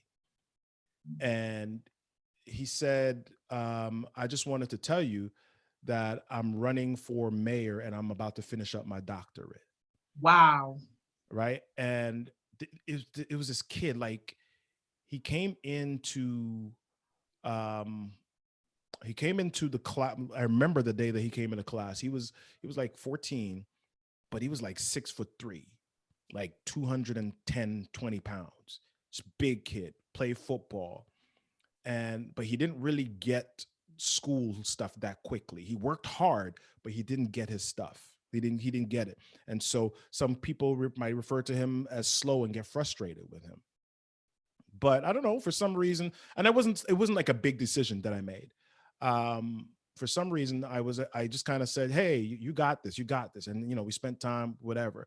And he made it through the year, and he didn't have like an A in my class. I think he might have gotten like a C minus, but C minus for him was like hard work. It was like he put the time in to get that hard, to get that high. And so, 15 plus years later, he's like, yeah, I'm I'm doing pretty well. And so, I mean, I absolutely love that. So that was my long-winded way of saying, I connect with me. I anything that I can do to be helpful or to pour into people, I want to be able to do that because people poured into me. Yes. People are still pouring into me. People are still pouring. I mean, I'll say it this way. I'm closer to 50 than I am to 40 right now, officially, right? And I still seek mentorship. I still seek people to guide me along the way. I don't know it all. I mean, there's still a bunch of stuff that I don't know. There's a lot of stuff that I don't know. So I need to find people that are further than me in the journey. And check this out. It doesn't mean that they're older than me. There's some people that I view as mentors that are younger than I am. Mhm. They're just further along in the journey in certain things. They know more than I do about some stuff. So yeah, I listen. I'll bow at the throne. I'll be their mentee. I'll just say, hey, can you teach me? Please. I love that. And if a young person watching wants to connect with you, like what's the best way for them to do that? Because they're gonna take you up on this offer. Y'all got to get on Facebook. I know anybody get on Ah! Facebook. No. Hey yo. Yeah. So the I can't with you. so no, I mean, if you're on IG, holler at me on IG, Robert Kennedy 3 on Instagram. You can reach out to me there, DM me, and we'll get connected. My website is robertkennedy3.com. You can reach me there as well. That's awesome. And Mr. Robert, how did you know that you made it? Like, what was that moment or that like success milestone where you was like, you know what? I actually made it. Um, I don't know if I hit that yet. I mean, I maybe the fear that I have is that if I say that to myself, that I'll get complacent or I'll be status quo at that point. I'm always looking for the next thing. I'm hungry to grow and I want to maintain. I still want to be hungry. I always want to be hungry. So yeah, I look back and I have moments where I measure and I'm like, yeah, I'm past where I thought I would be, or yeah, I reached that goal. And so yearly, as I do my stuff, my evaluation, I actually do these things every quarter where I'll go away. I haven't done it this quarter yet because of quarantine, but I go away and I chill for like a day or two. I'll rent an Airbnb and I'll just chill and I'll look at where I am. I'll write. I'll do certain things. And so yeah, you have moments where you look and you say, "Oh, yep, check that box. Yep, check that box. I accomplished that." But as far as saying I made it, I still got a lot of stuff to do. I mean, I wish I could show you my wall here. There's a building on my wall. There's a design for a building on my wall that is in my future, right? Wow. And I haven't gotten to it yet. um yeah, is inside of that building there's an auditorium. There's a room where writers can write. Outside of the window there's a lake, there's some trees, and I call it the inspiration station. There's some classrooms, there's a tea bar, there's some offices, and there's event space. It's a center for communication. Wow. Oh Yeah, man, you definitely got to snap a picture of it and tag me on Instagram later so I can share it so yeah, the kids can see it. Oh yeah, they would love it. They would love yeah. it. Cam has an interesting question for you. She says, is that your registered business name? And did you have to add the numbers behind it because Robert Kennedy was already taken? We So had somebody from the state of Maryland on yesterday talk about that process, and that's one of the yeah. things she hit on. So that's a good question, Cam. Yeah, so my registered business name is not Robert Kennedy 3. My registered business name is RK3 International LLC. That's my Ah, registered business name. Um, and yeah, Robert Kennedy is kind of taken, but there's no. If you Google Robert Kennedy the third, you're gonna find a lot of stuff about me.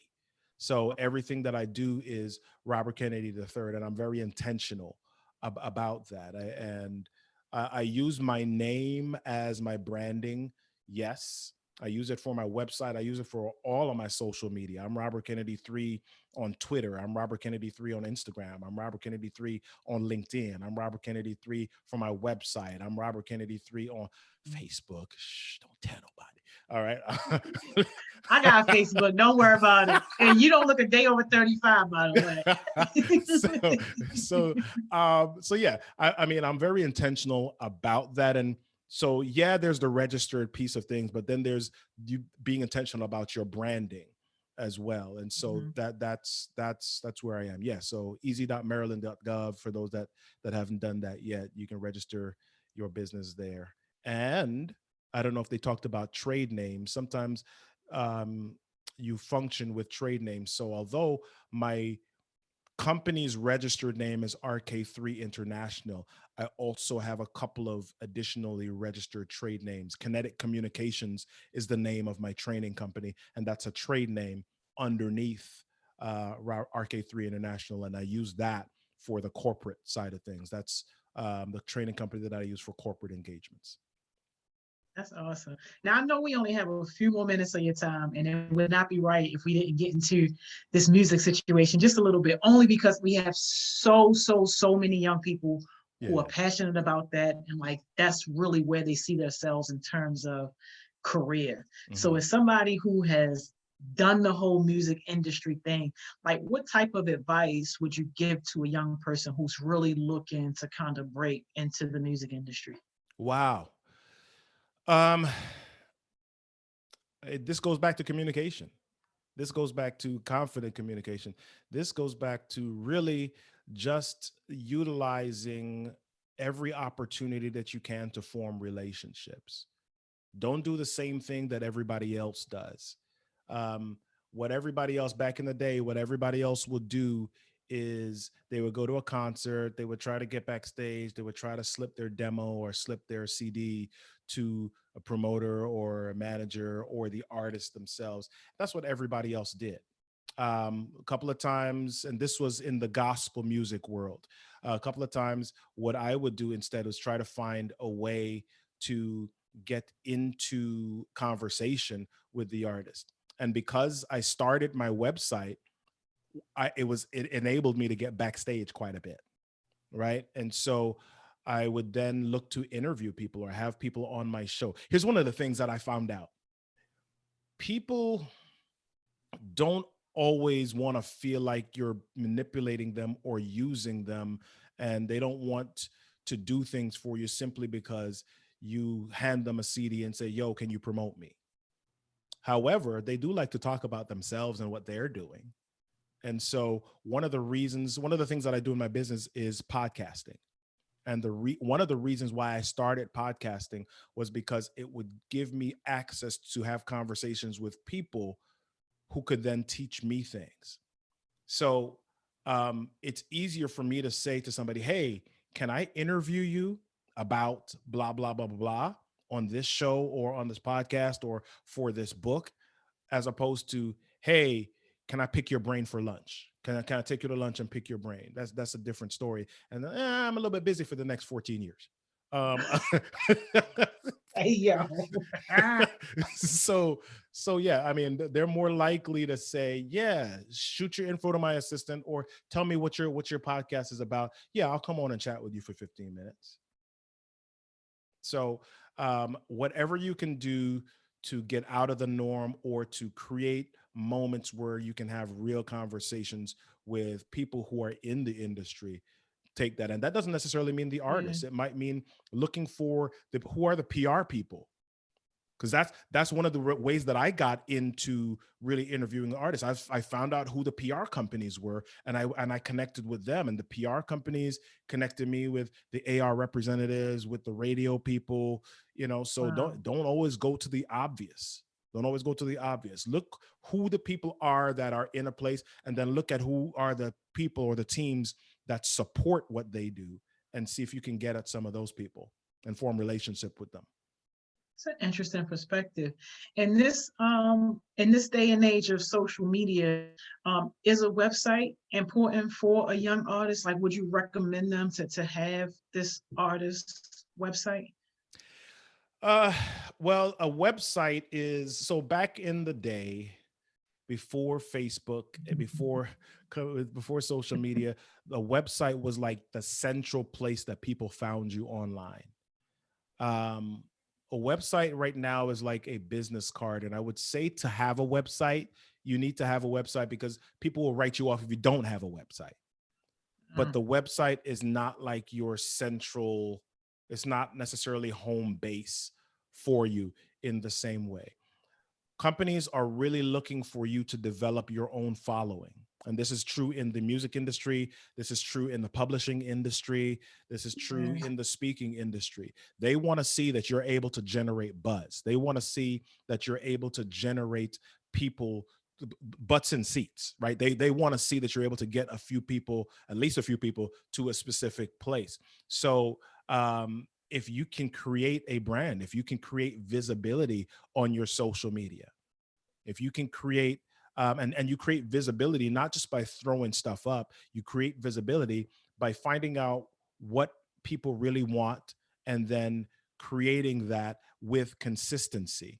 So it can't be, I'll create it on Monday. I'm gonna throw this up on Monday, and Mhm. then you don't say anything for like the next 2 weeks. And then all of a sudden you throw something up and it's like Wednesday in the afternoon. And then maybe, all right, then I'm gonna go to Starbucks. I'm gonna tell people what I'm drinking, whatever. So you've got to create, you got to be intentional, and you've got to figure out what systems you want to follow in order to create visibility. And once you begin to create visibility, you start where you are. You start in your small circle. You start with your people. You start with your town. You start with your community. You start with your school. You start with your city, and then you spiral out. You start with your state. Some people are trying to get international, trying to get book gigs and holler at people in Dubai, and nobody knows you at home. Right? Right. So you've got to figure out how to create consistent engagement in a small circle and spiral that out, because organizations, record companies are going to say, oh yeah, such and such has 20,000 followers on IG. They've got X amount on Snapchat. They've got X amount on Facebook, or they've got X amount on Twitter. They're going to look, and that's their social proof for how you are creating visibility in the market. And they want you to come with that before they even think about, yeah, let's sign this person to a deal. So look Wow. for how you can create that. Yeah, yeah, no, that's good stuff right there. That is really good stuff. In terms of the pandemic, like what type of advice would you give to a young person in terms of, how they should be spending their time, especially those young people who are like success-minded, Mhm. entrepreneurial spirit type? Yeah. Well, I mean, this is a great time. I mean, there's a pandemic, but I look at life, at anything that happens in life. I try to figure out what's the opportunity in it. How do I leverage that to create the next step? And you've got to be a forward thinking in some ways. While some people are kind of thinking in fear mode, I'm kind of thinking, okay, what's the world going to look like next? What are people going to be liking next? What are people going to be wanting next? And starting to look at how I can create that. So now, if you have not been asking questions to people, start asking the question. Start making people think. What do you want 3 months down the road? What do you think this is going to be like? And then as you start to get more information in, begin to look at how you can match up your current business, your current skill set, your current um, resource level with creating something that is going to lead people to what they've already said that they want. Hopefully that was helpful. Yeah, no, for sure. Absolutely.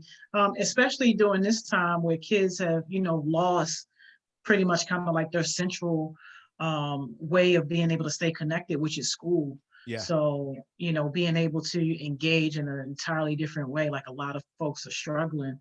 Yeah. So it's really good to be able to, have your perspective in terms of, how we should be looking at not just now, but thinking about the future, like how are we going Yeah. to come out of this? Yeah. I want to encourage all of you to take on a leadership mindset as well.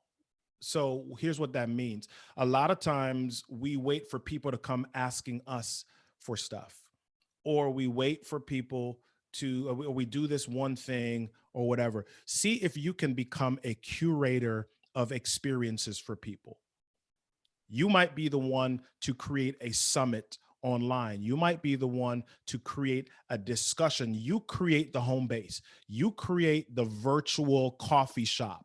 You create the space for conversations to take place. Because here's what happens when you create that, when you're the host, when you're the curator of that, you become the focus point.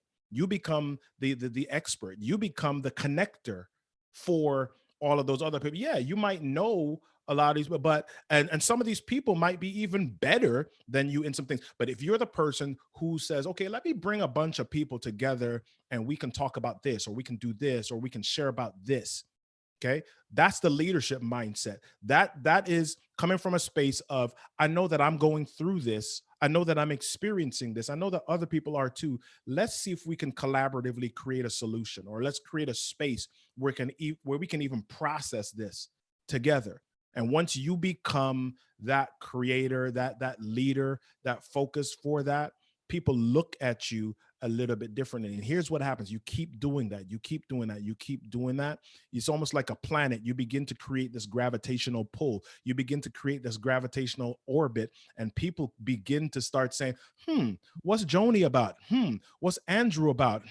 What's Mary about? Let me go check out, let me stand around them, let me just be in their space, because oh my goodness, they're just pouring off some good stuff. Right. And that's what a leadership mindset is about. Be the initiator, be the creator. And then not for yourself, but look how you can serve a group of people and create something that creates that greater impact for your community. Law of attraction. I love it. I love it. I love it. Mr. Robert, I got to ask you this last and final question before we Yeah. go. This was amazing. The time is always too short. Yeah. But the last and final question: what jewel would you leave us with? If you had to leave us with one thing, what are you leaving us with? One thing. Oh my, that's a huge question. That is huge. Let me think. I think the biggest thing inside all of this is really understanding what's important. What's important. I think I was on a call the other day, and the question was asked: if you had to give up everything but keep only two things or three Mm. things, what would those two things be? And I said the two things that I would keep are like my two F words: faith and family. Faith and family. That's what's important to me. That's why I do what I do. Understand, have a real why. If you don't have something that drives you, right? All right. If your why is not strong enough, you won't be around long enough. Right. If you don't have something that drives you to do it, then you're gonna give up when the going gets tough. So have a real clear understanding, and revisit every day why you want to do what you do. Yes, thank you so much, Mr. Robert. This conversation was amazing, amazing, amazing. Thank you so much for all of your wisdom, for sharing your experiences, and for just pouring into us today. This was amazing. Thank you. Thanks for the opportunity. I really appreciate it. And I just want to give you a shout out, Joni, for the awesome work that you're doing with HeartSmiles, man. Thank you. There are so many people, there's so many different organizations in the world. And sometimes I know that there are people that maybe feel it forgotten, or feel like that people aren't paying attention to them. So I thank you for being a stand. I thank you for being a flag, a foundation for youth and for business owners, for young business owners in the Baltimore community. So thank you for the work that you're doing. Oh, thank you so much, Mr. Robert. We definitely got to stay connected. Don't forget to Yeah. send me that pic and tag me on Instagram so I can share it with the kids. Okay. I'll do that. All right. All right. Enjoy the rest of your day. Thank you so much. All right. Bye, y'all. Have an awesome day. Thank you. Yeah, such an amazing conversation, such a powerful conversation. Oh my gosh. Cam, yes, that's HeartSmiles all day. Leadership, that's all we talk about every single day. That's the foundation, leadership. So thank you again so much, Mr. Robbie, for such an amazing, powerful, inspirational conversation. I'll see y'all right back here at 12 o'clock with Ms. Mo.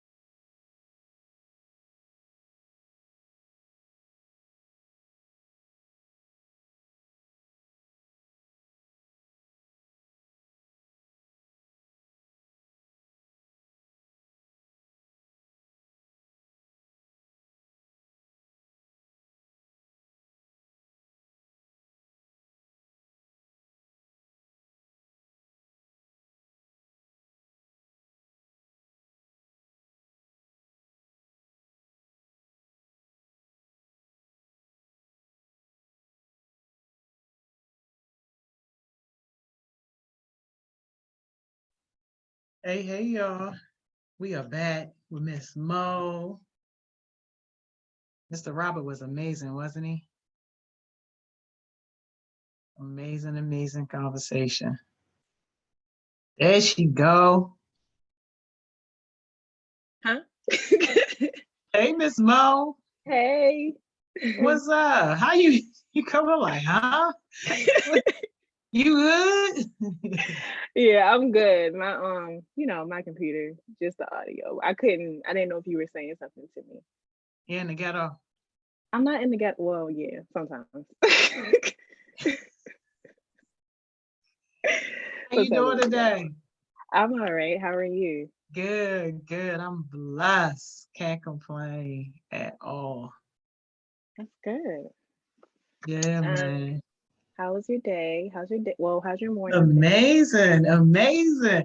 Miss Simone had the fire conversation. So fire. We gotta do a part 2, talking about mentees and all that. Yeah. And then of course, Mr. Robbie, he brought all the fire. So just an amazing guy. Really, really, really powerful conversation. Just about leadership and overcoming things, all that good stuff. So Okay, that's good. Do you see James in here? James. Mm-hmm.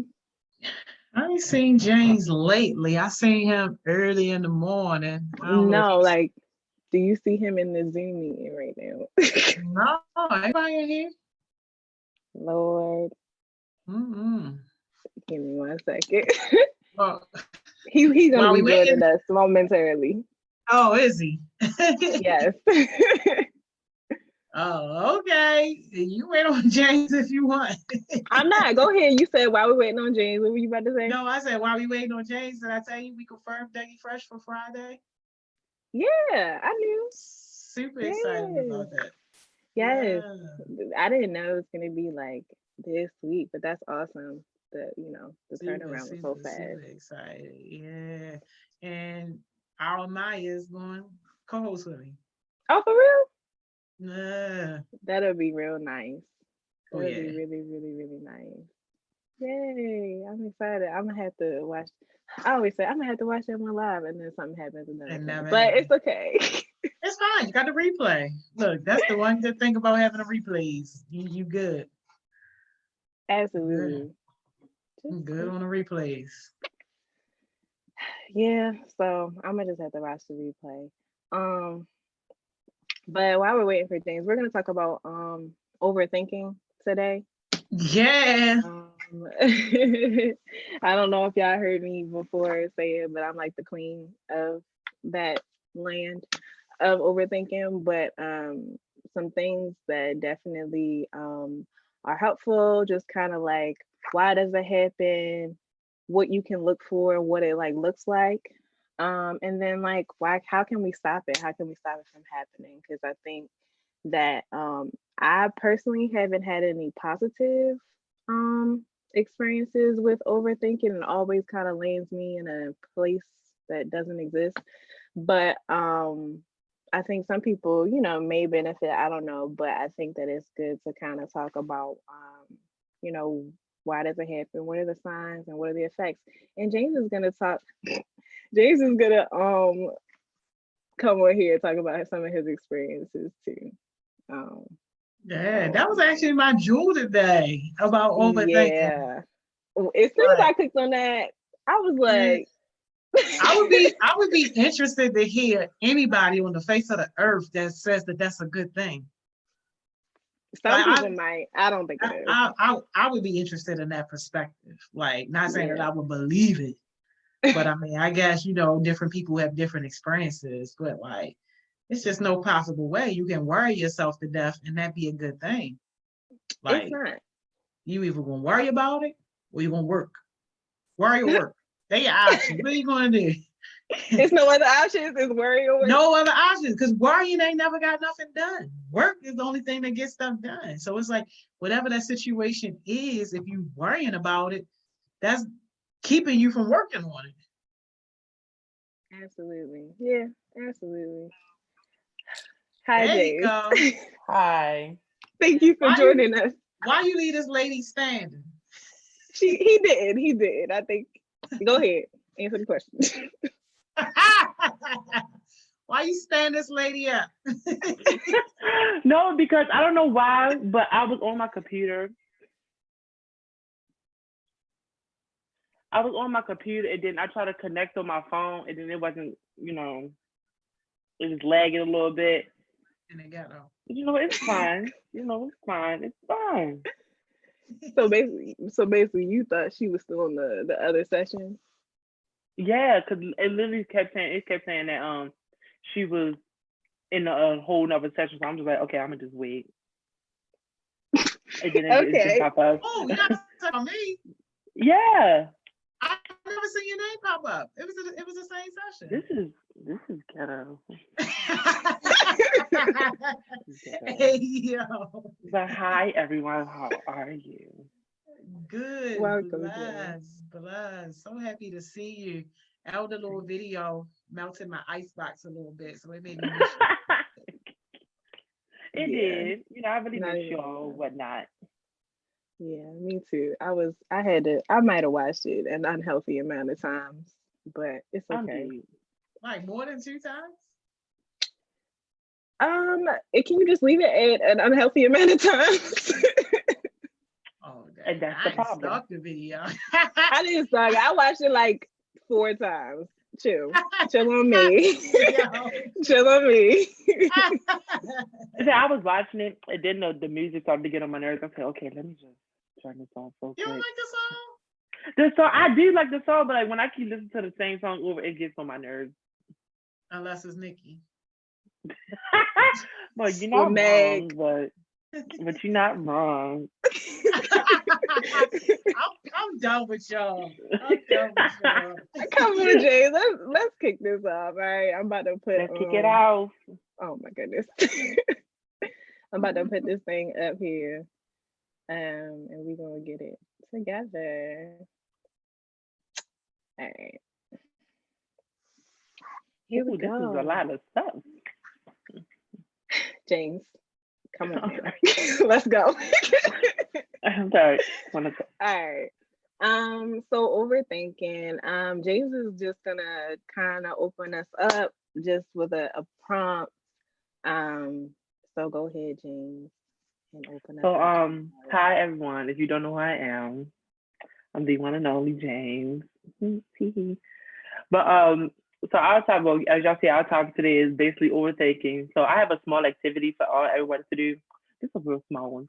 I just want everybody to like basically take a minute and think of a situation where you started overthinking on the situation and how it went from like how it was a good situation or a bad situation, either way.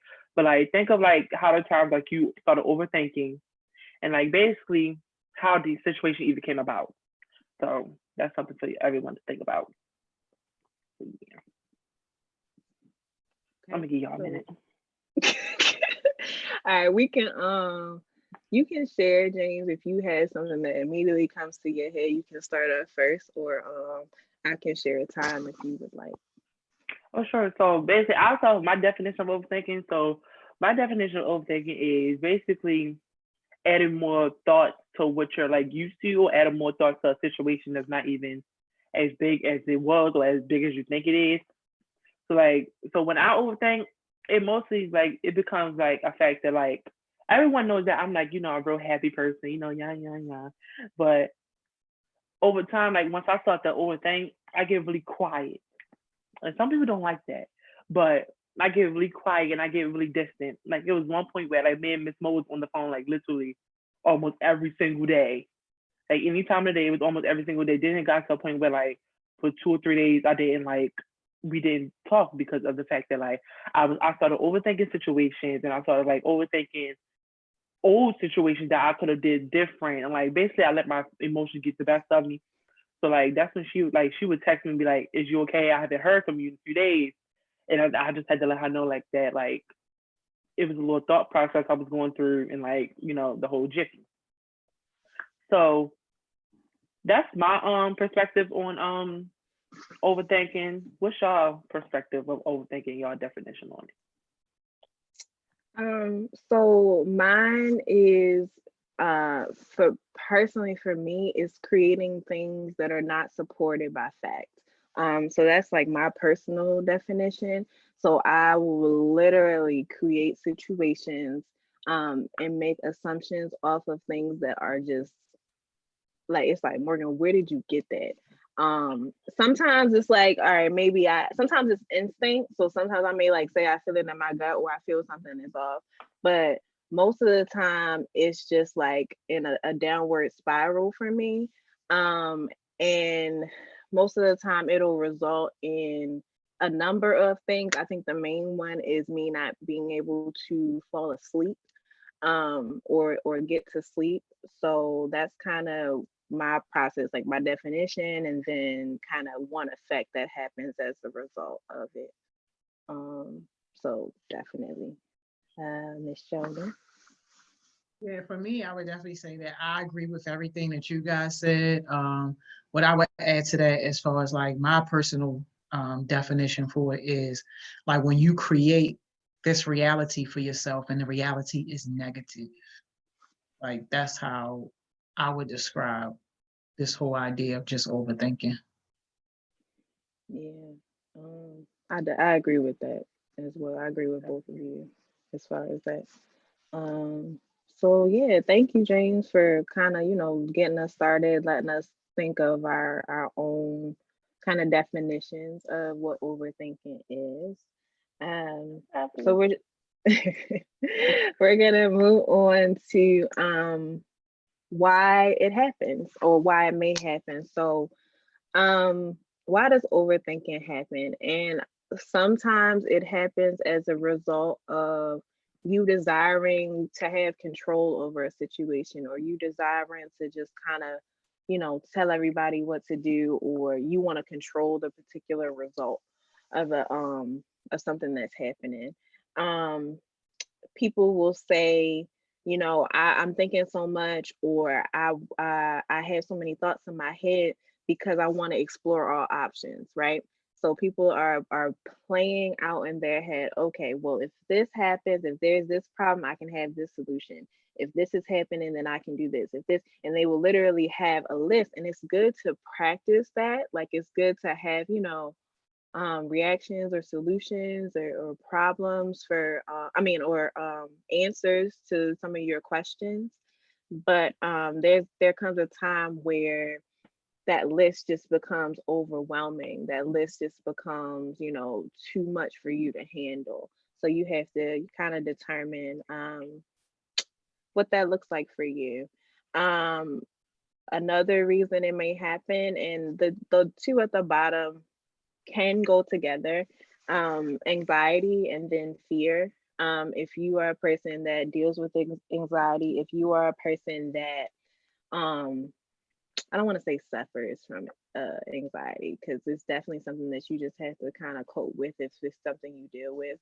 But then that can be incredibly hard for you to kind of like turn your mind off. And then just fear. You may be fearful or afraid of what is to happen or what is actually happening, that you create alternate endings, kind of like a story, or a movie or something. You create alternate endings for yourself that are not necessarily good ones. So these are just kind of, reasons that it may, reasons for why it may be happening. And James, definitely add on to that. If you don't see why it happens in you on this list, definitely add to it, or you can speak more about the reasons as to why it may happen.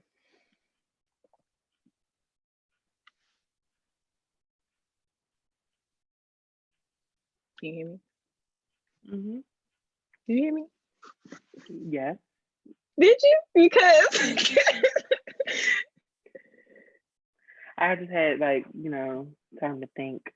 But some some reasons why I basically some reasons why overthinking may happen is the fact that like when you think of a situation or you're in a situation, you just start to think of like all the possible scenarios that can happen or all the possible scenarios that are possible to happen. Like, like if you fail a test or like you didn't study for a test, you like, well, I didn't study for the test. That means I'm going to fail. That means I'm going to fail the class. That means I'm going to fail high school. That means I'm never going to go to college. And that means I'll never have a career. Like that's what overthinking like takes you. It's basically like a long path. For real though, no. It's basically like a long path of like just like basically come up with like bad ideas of like what's going on. And like sometimes you gotta like brace yourself because sometimes when I start to overthink, I have to realize that like the more I think about what's gonna happen next, the more I'm not enjoying than what I'm having right now. Like because like I need to learn like how to live in like the present and like just to enjoy my time while I'm here instead of me sitting there thinking like, oh my God, if I don't do this tomorrow, this is gonna happen. And then this is gonna happen. So like I was like, like stuff like that happens when like you're like basically it's more like I think like it's more so like connected to the fear and anxiety because like you get nervous about things and you just feel as though like like for people that's in relationships, it still can happen that way too. Because like if me and such break up, then I'm gonna stop being friends with this person, and then this person's not gonna like me, and then there's gonna be a whole like issue, and that's when like people create issues that's not there, and then when they do that, it creates a bigger issue that wasn't even there to begin with. So yeah. Definitely. You spoke to my whole soul just now, James, because no, it's really like a going back to kind of that spiral. Like you had one thing that you were dealing with, literally just one thing, and you created 25 other things that were not there or that are probably not even going to happen as a result. So definitely mine comes out of that anxiety reason. And yeah, I definitely agree with what you said. So moving into what does it look like or what are the signs of overthinking? So you may lack focus. It's really gonna be like, let's say you have to complete something or that you have to think about something, just the one thing, and you just can't find it in your heart and in your mind to focus on that thing. So you may revisit it for like 5 minutes. You may do it, for like 5 minutes, but then after 5 minutes pass, you're like, all right, I gotta do this, I gotta do that. But I'm still remembering the mistake that I made yesterday, but I'm still remembering what happened a year ago, but I'm still remembering. And it's just like it's horrible for that to happen. And you just find yourself kind of not being able to get stuff done, or not being able to do it in the time period that you wanted to do it in. And James, I saw you kind of nodding your head. Do you want to talk about that one, or do you want to just wait for a little bit? Sure, no problem. So sometimes like I get stuck in my head a lot. Like I like get stuck around like the thoughts that's happening. Like sometimes it become a point where like I can't even focus on one thought. It's just so many thoughts that come with it. I can't even sit and think about one thing. And sometimes like what comes with overthinking, sometimes I can connect it to fight or flight because sometimes people like actually fight through overthinking and get through it and get what they need done. And then some people like they just like if they have something to do and they start to overthink about it, they just stop automatically and just run away from it. Like I do that with my homework a little bit, but I do my homework a little because I look at it, I start to overthink like, oh my God, all this work, then I can't get it done. And if I don't get it done, I'm gonna fail. And, it's just a whole spiral thing. So I was like, because sometimes I'll be like, I'm gonna just hold off on that because that can wait a little bit. And then like sometimes I'll be like, you know what, I have stuff to do. And I'm just gonna get it done regardless, because it's like if I'm not gonna do it, then who's gonna do it? So I have to sit there and get it done, regardless of what the devil is trying to put on my mind that I can't do, or if it's too much of a load, I'm gonna still get it done regardless. And that's just that on period.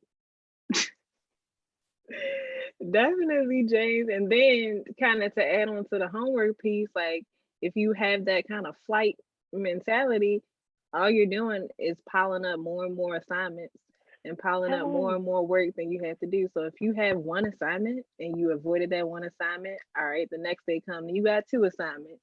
Then the next day comes and you got 3 assignments, and you keep finding yourself in that constant like running kind of phase. And then all of a sudden you have 25 assignments.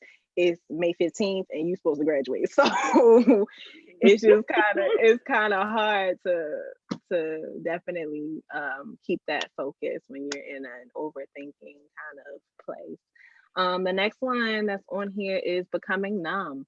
So Ooh. um as a result of overthinking, you might literally not be able to do anything. And that's just kind of, that's a personal one. That's also, I guess, kind of what other people are saying too. But you might just literally be sitting down, laying down, and you literally just can't move. I mean, of Yeah. course you can move, because if your mind tells you that you can move, you can move. You know, we're blessed to have full functionality of our limbs in our bodies, but you might find yourself literally just be like, I'm trying to get up, I'm trying my best, but I just can't. And then that's also a problem too, that can't word, right? Because you absolutely can get up, you absolutely can do certain things.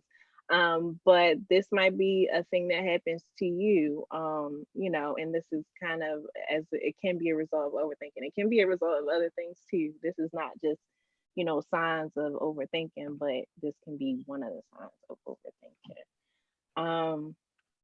You can ignore common sense. And I think people, you know, have different definitions of what common sense is, but like, you literally could just miss what's in front of you. You literally can just miss like everything that's being presented to you, and you make the wrong choices as a result. Like, so just be aware of that kind of sign too, because that sign, I feel like, I'm not gonna say it's the most like detrimental Yeah. sign on here, but it Yeah. can be definitely, because you just miss it. Like, it literally just goes over your head. And then that's just not a good thing. Um James, feel free to interrupt me when you want. I don't have to go through all of it. Sure. Because all right, so the ignoring common sense one. So I ready to give y'all a slight story. Miss Mo know about this story. So I was dealing with someone, right? And I was dealing with someone, and I was like, so I'm the one who initiated the first move. I was like, yeah, you know, I want to talk to you, such and such. So that's when things started to get a little weird. So that's when because I like my space. Okay, I like to have, you know, my space, my time alone. And when you start to interrupt that, it get a little iffy. So that's when like they were texting me talking about, I want to be with you, I'm attached to you, and I was like, hold up, hold up, calm, calm down. But me ignoring, I'm seeing you, seeing what is going on. I'm telling people what's going on, but I still chose to interact with this person. I'm just like I don't know what happened. I don't know what happened, but that's when it got to a point where like, I had to be like 100% with him. I'm just like, I don't think this could work. It's not you, it's me. But like, I just don't think this could work. So I was just sitting there like, you know, it's gonna be fun. Then after all that, they still was like, you're still mine. I'm like, what don't you get? What don't you get? Like, I'm trying to be nice about it here, and you're just like you're giving me a hard time. See, I don't want to be mean, but I might have to. But like, cause like I was seeing the signs, cause you know you say when you see the red flags, one, it's like I seen the red flags and just kept going towards it like it was spring. I was like, you know, and then being numb, like I experienced being numb during overthinking. Like I would just lay there and like just don't. I just can't move. Like people asking like you ain't do nothing today. My mom was like you ain't doing nothing today. You always laying in bed. Like yeah, because like mentally I can't really do anything.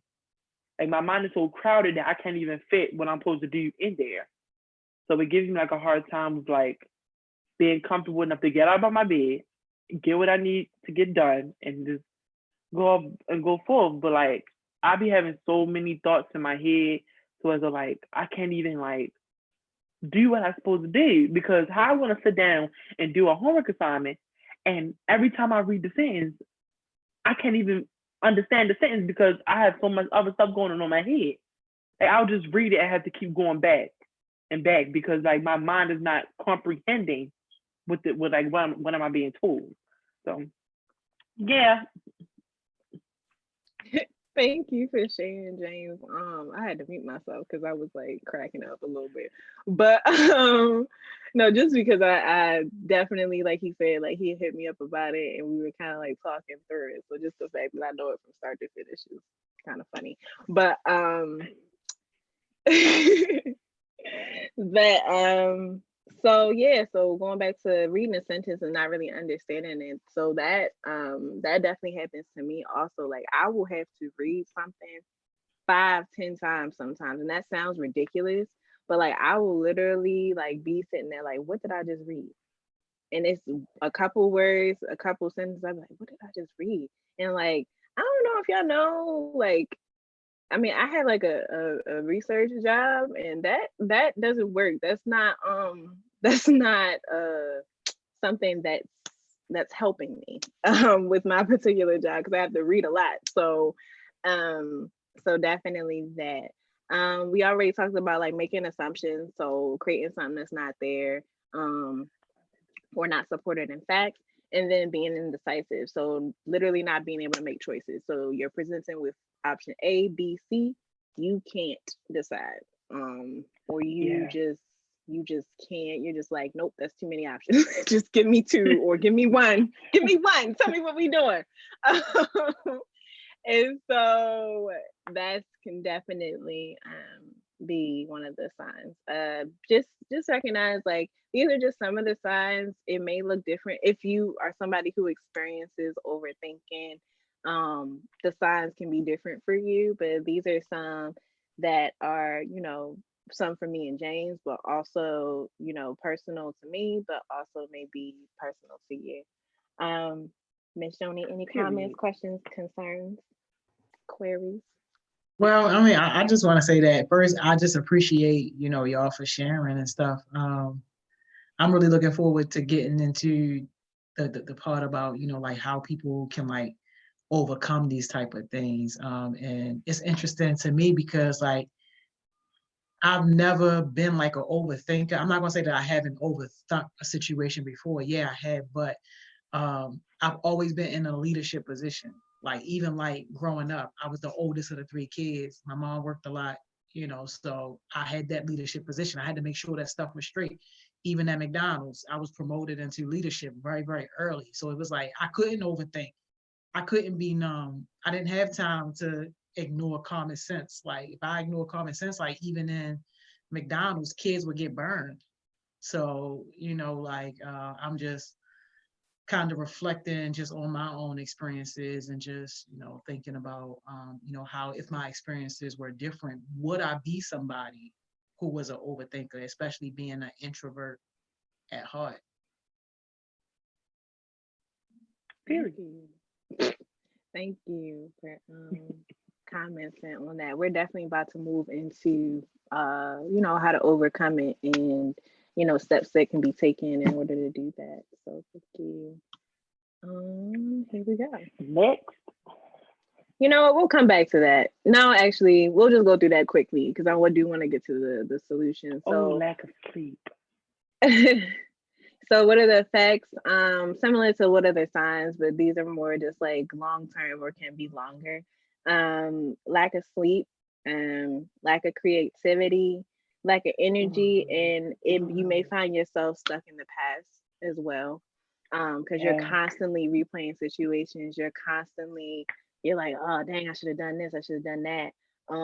But as a result of staying in the past, like that's exactly what it is. It's the past. It already happened. So you can't go back and you can't change, what actually transpired. If something comes and presents you with a new opportunity or something that looks similar, you can make different choices, but you literally cannot change whatever, kind of happened already.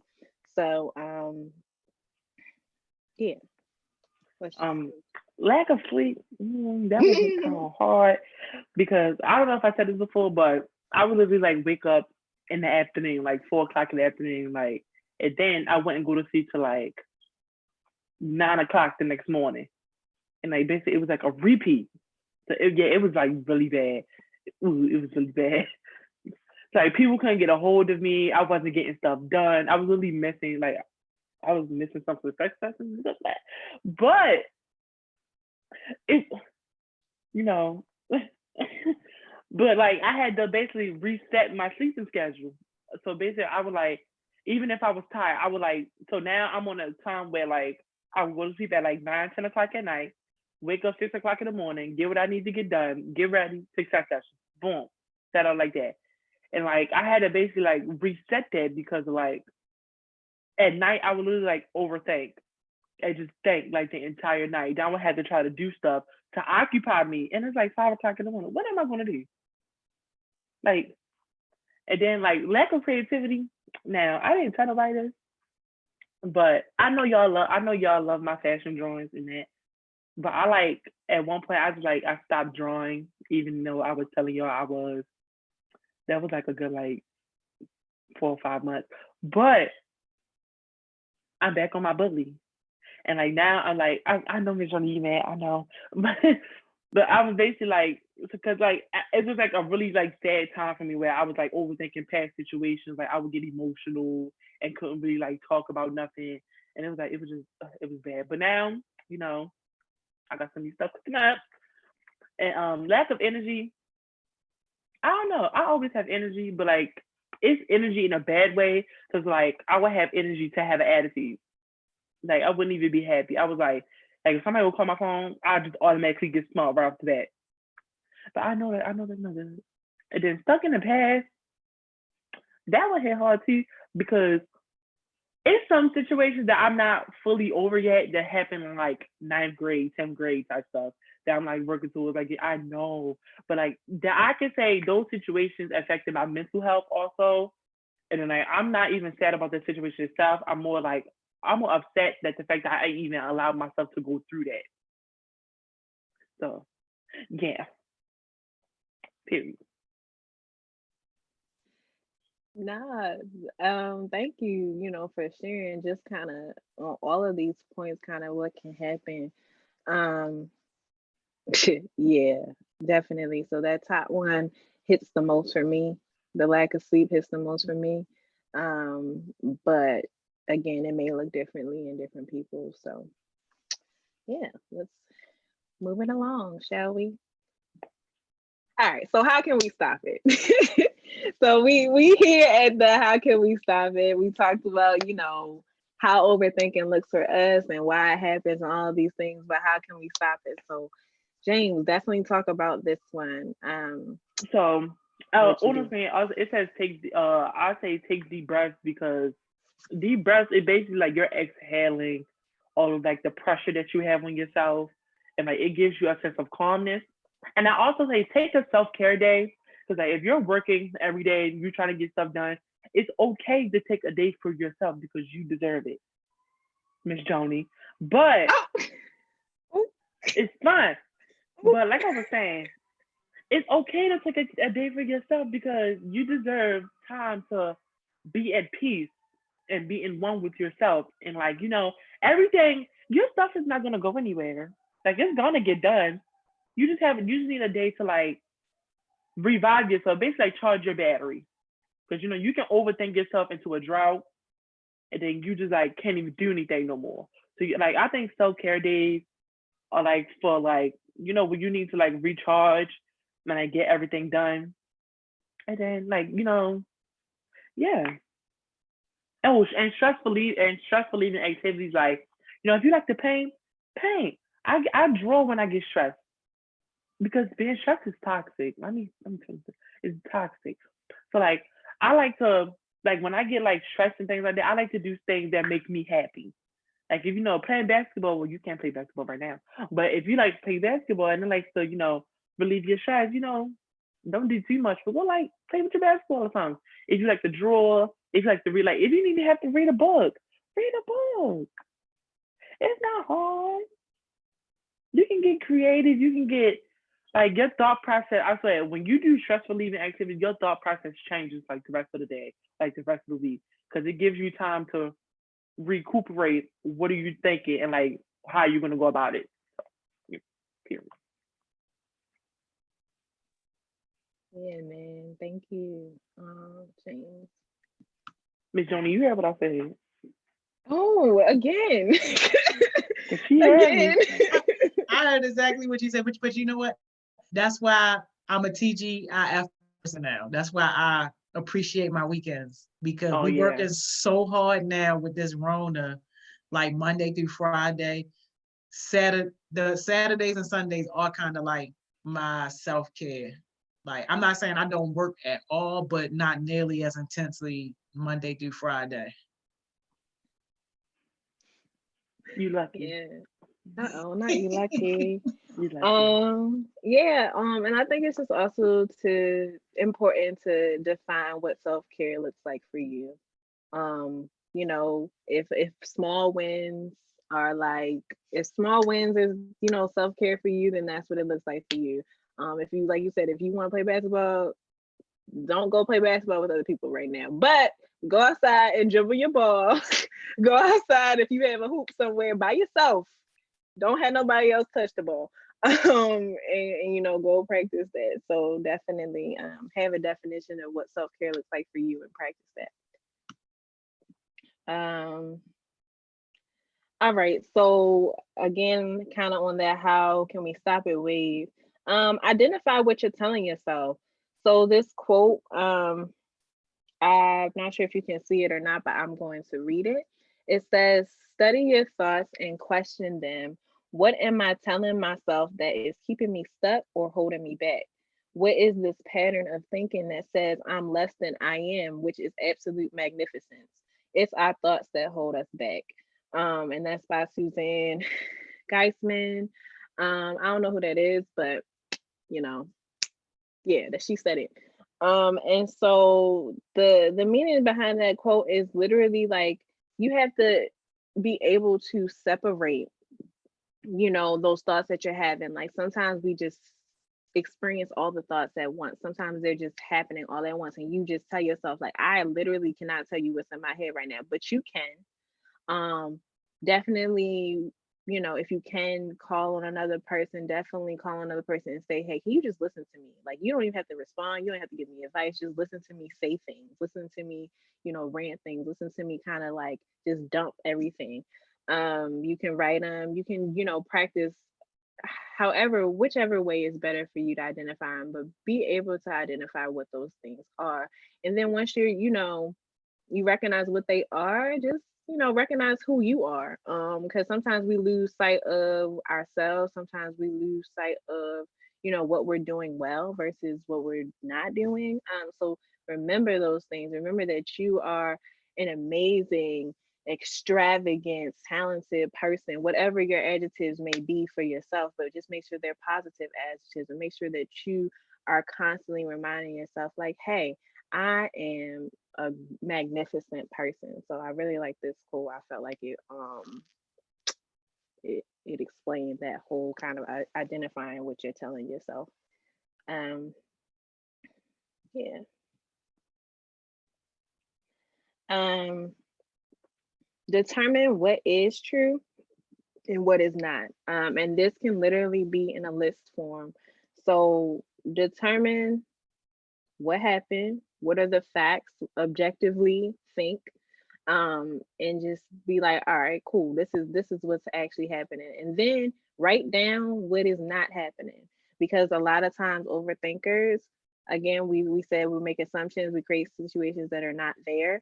Write those things down, write those things down that you are making up in your head, and literally physically cross them out. And that might seem silly, that might seem like, you know why am I writing the stuff down that's not true? And why am I crossing that out? But sometimes that visual representation of, okay, this is literally not happening. If you scratch it out, cross it out, white it out, whatever you need to do. That way you can see on the one side of your paper or your phone or your note section on your phone, you can see what is physically happening, and then you can literally get rid of what is not happening. So yeah, and the story, I mean, the quote just says, or the graphic just says, what's the story you're telling yourself? Is it based on facts or is it based on assumptions? And so that's just a prompt that you can ask yourself. Um, James. Period. Huh? Not period. But you can definitely kind of, if you have something that relates to this particular way that you can stop it, or you can just share another story of when you were overthinking and kind of how you overcame that. Um, sure, no problem. But That's it. so I did try to make a list before, like things that like were actually happening and things that like I literally created with my mind.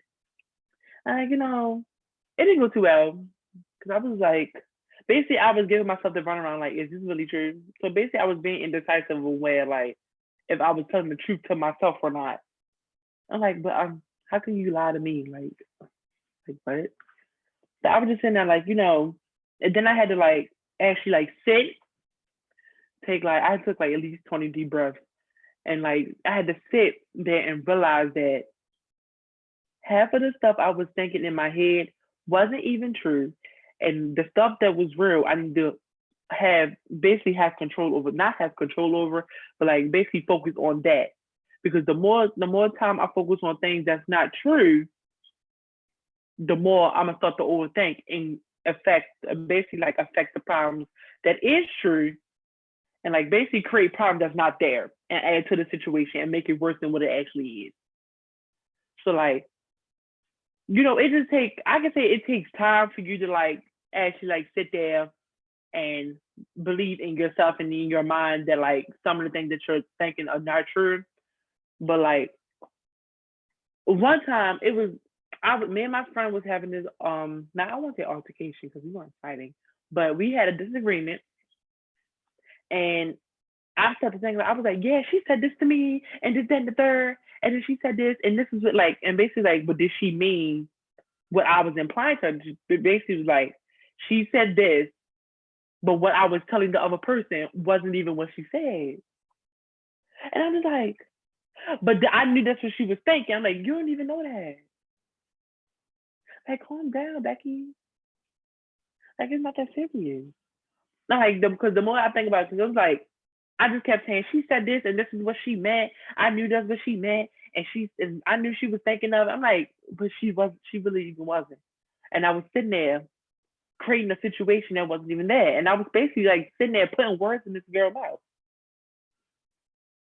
So like the more you overthink on situations like that, the worse the situation gets. I can say once you start overthinking and you're in the situation, you can't get good out of overthinking in the situation. Because once you start to overthink, it's mostly negative. And it caught up. Pause. Because it can be good. Because sometimes when good stuff happens to people, they start to get their hopes up and start overthinking like, oh my God, I got this audition, I'm going to become a movie star. And then when things don't fall through, that's when the problem comes. And you start to go on the job because you thought this way and it wasn't even what it was. You're basically overthinking the process of what you're actually in. Like stop thinking about the future and live in the present and enjoy the time that you're here. Because the more you think about it, you don't even know if it can get worse or better. Yeah. Period. That's how we know you're done when you say period. Huh? So two things. I think especially in an argument or a situation where people are angry, that's definitely where things can be taken out of context, and I think that's a dangerous situation for an overthinker in particular, or also for an introvert in particular. But just talking about overthinking right now, because when people are angry, they say things they mean. Trust me, they say things that they hold on to that they haven't, been able to release. So they say things that they mean, but they also say things sometimes that they don't mean. And so you have to kind of be aware of that situation because you're both angry, or maybe it's three or four people, whatever, arguing. Everybody's angry, everybody's just on edge. So maybe let's take a little space from one another and let's cool off. And then the other thing was, it's interesting because before you got on here, James, Miss Joni was like, I don't see when overthinking can ever be a good thing. Da, da, da, da, da. And so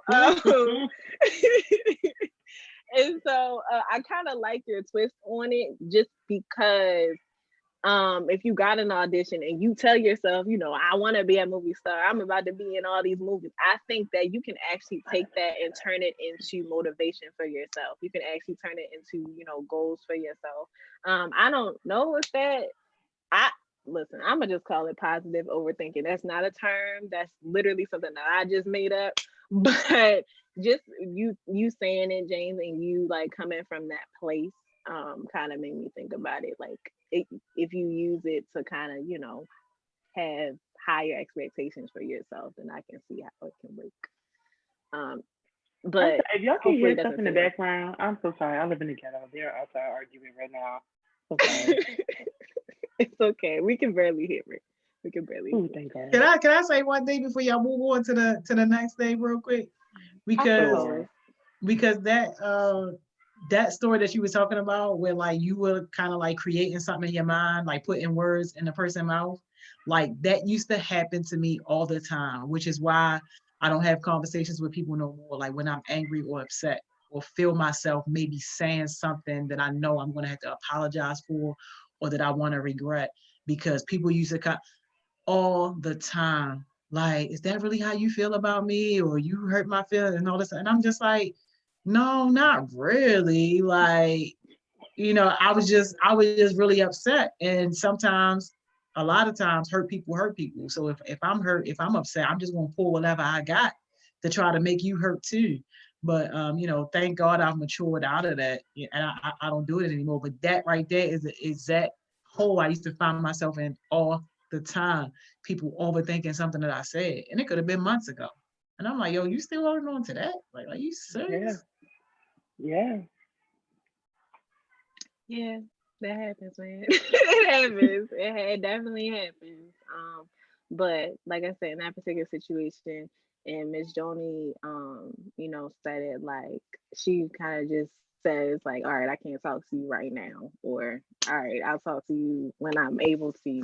And so you just have to be aware of, we're talking about overthinking right now, but a lot of these topics that we talk about, include other things that we've already talked about separately. So they're just kind of different emotions that you may be experiencing, depending on the situation. What you talking about over there? I live in the ghetto. Like, they're really outside my house arguing right now. Like, I just can't. It's okay. We literally can't. Well, I can't really hear it, so I think we're okay. Like, they are like really going, this is it. Come here, Miss Mom. um. So again, how can we stop it? State if this will matter. And this says next week, but honestly, like, state if this will matter in 5 minutes, or tomorrow, or next week, or next month, or next year. So depending on what you're dwelling on, and depending on what you're holding on to, it might not even be that serious, sis.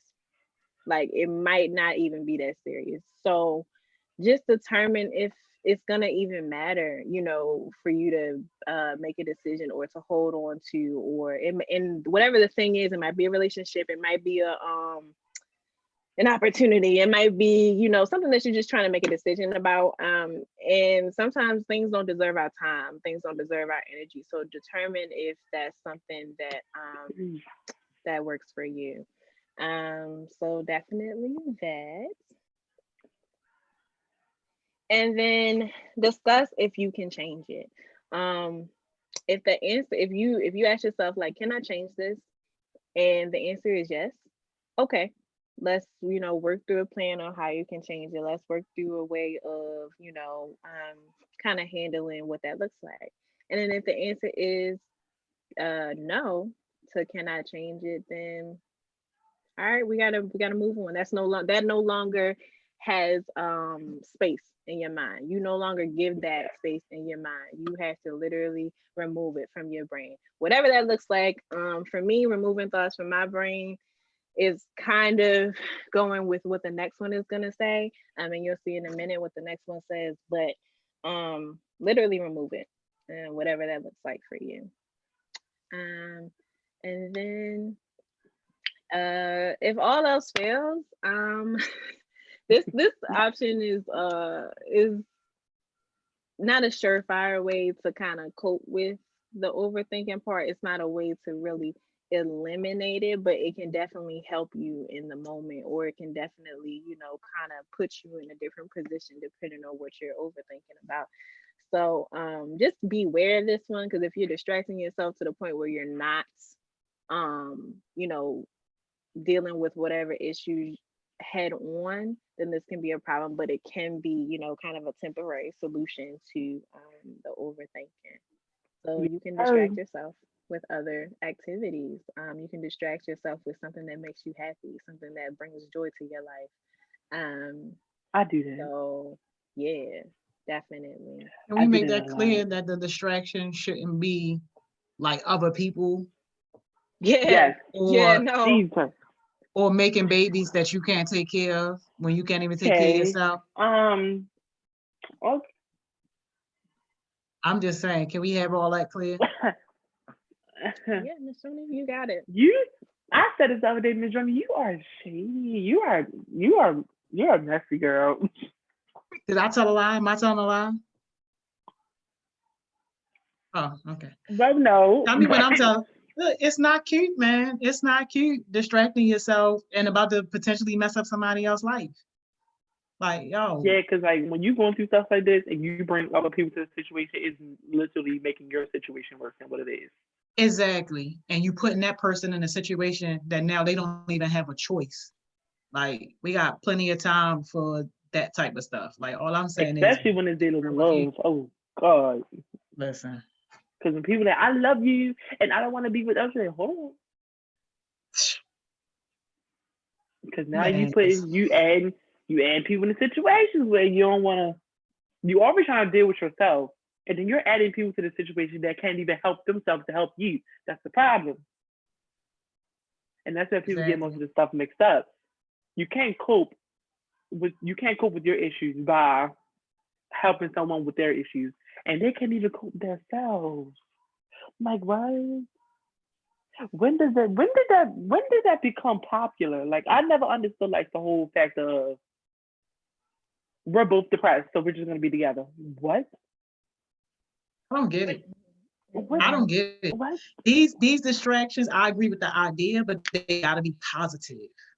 Yeah. But Like yeah, I agree with you 100%, James. like Like, distract yourself with somebody that own a business and making their own money. Yeah. Distract yourself with people that's living happily and know that whatever they're doing, they're gonna be successful in life. Distract yourself with that. Because once you distract yourself with that, you're gonna become like them and be successful. Period.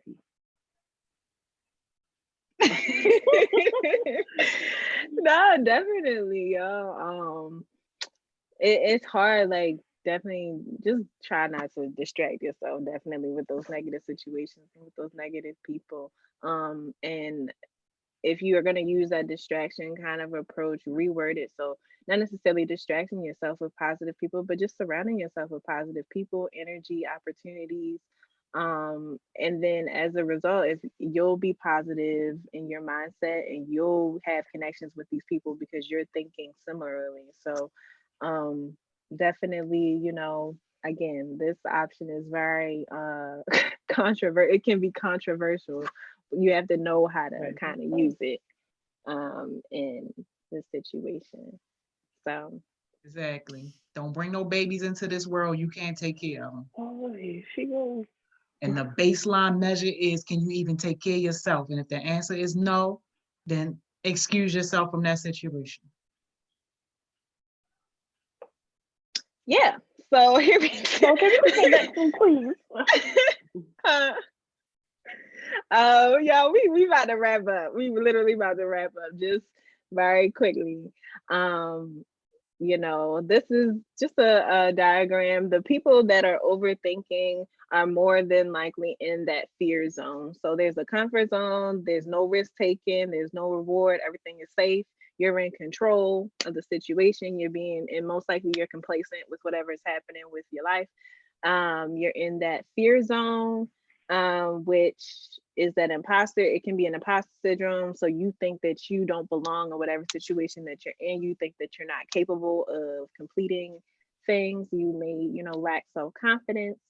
Learning zone, which is, better taking on challenges, acquiring new skills, and we all want to be in that growth zone. So we have clarity, we're thinking clearly, we're aligned with the stars and the universe, people like to say, I don't know. And then we have purpose and fulfillment. So like the title says, the comfort zone is not your friend. The comfort zone is not where you want to be. That fear zone is kind of where that overthinker is. And that growth zone is where we're trying to be. That's where I want to stay and I want to be. So And that's one period. that's it, y'all. Thank you. But I have a quote. Oh, I have a go quote ahead. just for the people. I was about to ask you for one, so go ahead. Yeah. A quote that I have is stop overthinking. You can't control everything. Just let it be. Yeah, man. Period. Yes. Is that your jewel? That's my jewel. Stop overthinking. You can't control everything, so just let it be. Love it. Love it. Love it. Miss Mo? You know, y'all know my screen froze. We almost made it without my screen freezing, but it's okay. We here. I'm gonna just wait for it to come back. I'm gonna just wait for it to come back. All right. Well, if you can hear, hello. If you can hear me right now, my jewel is just to be aware and know what deserves space in your mind. So yeah, that's mine. Did y'all hear that? Yeah. Period. Yeah, we got it. Okay, yeah, because my screen froze, so I don't know. Yeah, we got you. Well, thank y'all so much again for a wonderful session. I really No appreciate it. problem. Yes, yes, and yes. I'll see you back, Miss Mo, tomorrow, 12 o'clock. Tomorrow. Period. James, I'll be see here you in bright the and early. morning. Bright early tomorrow morning. Yeah, get your spot back.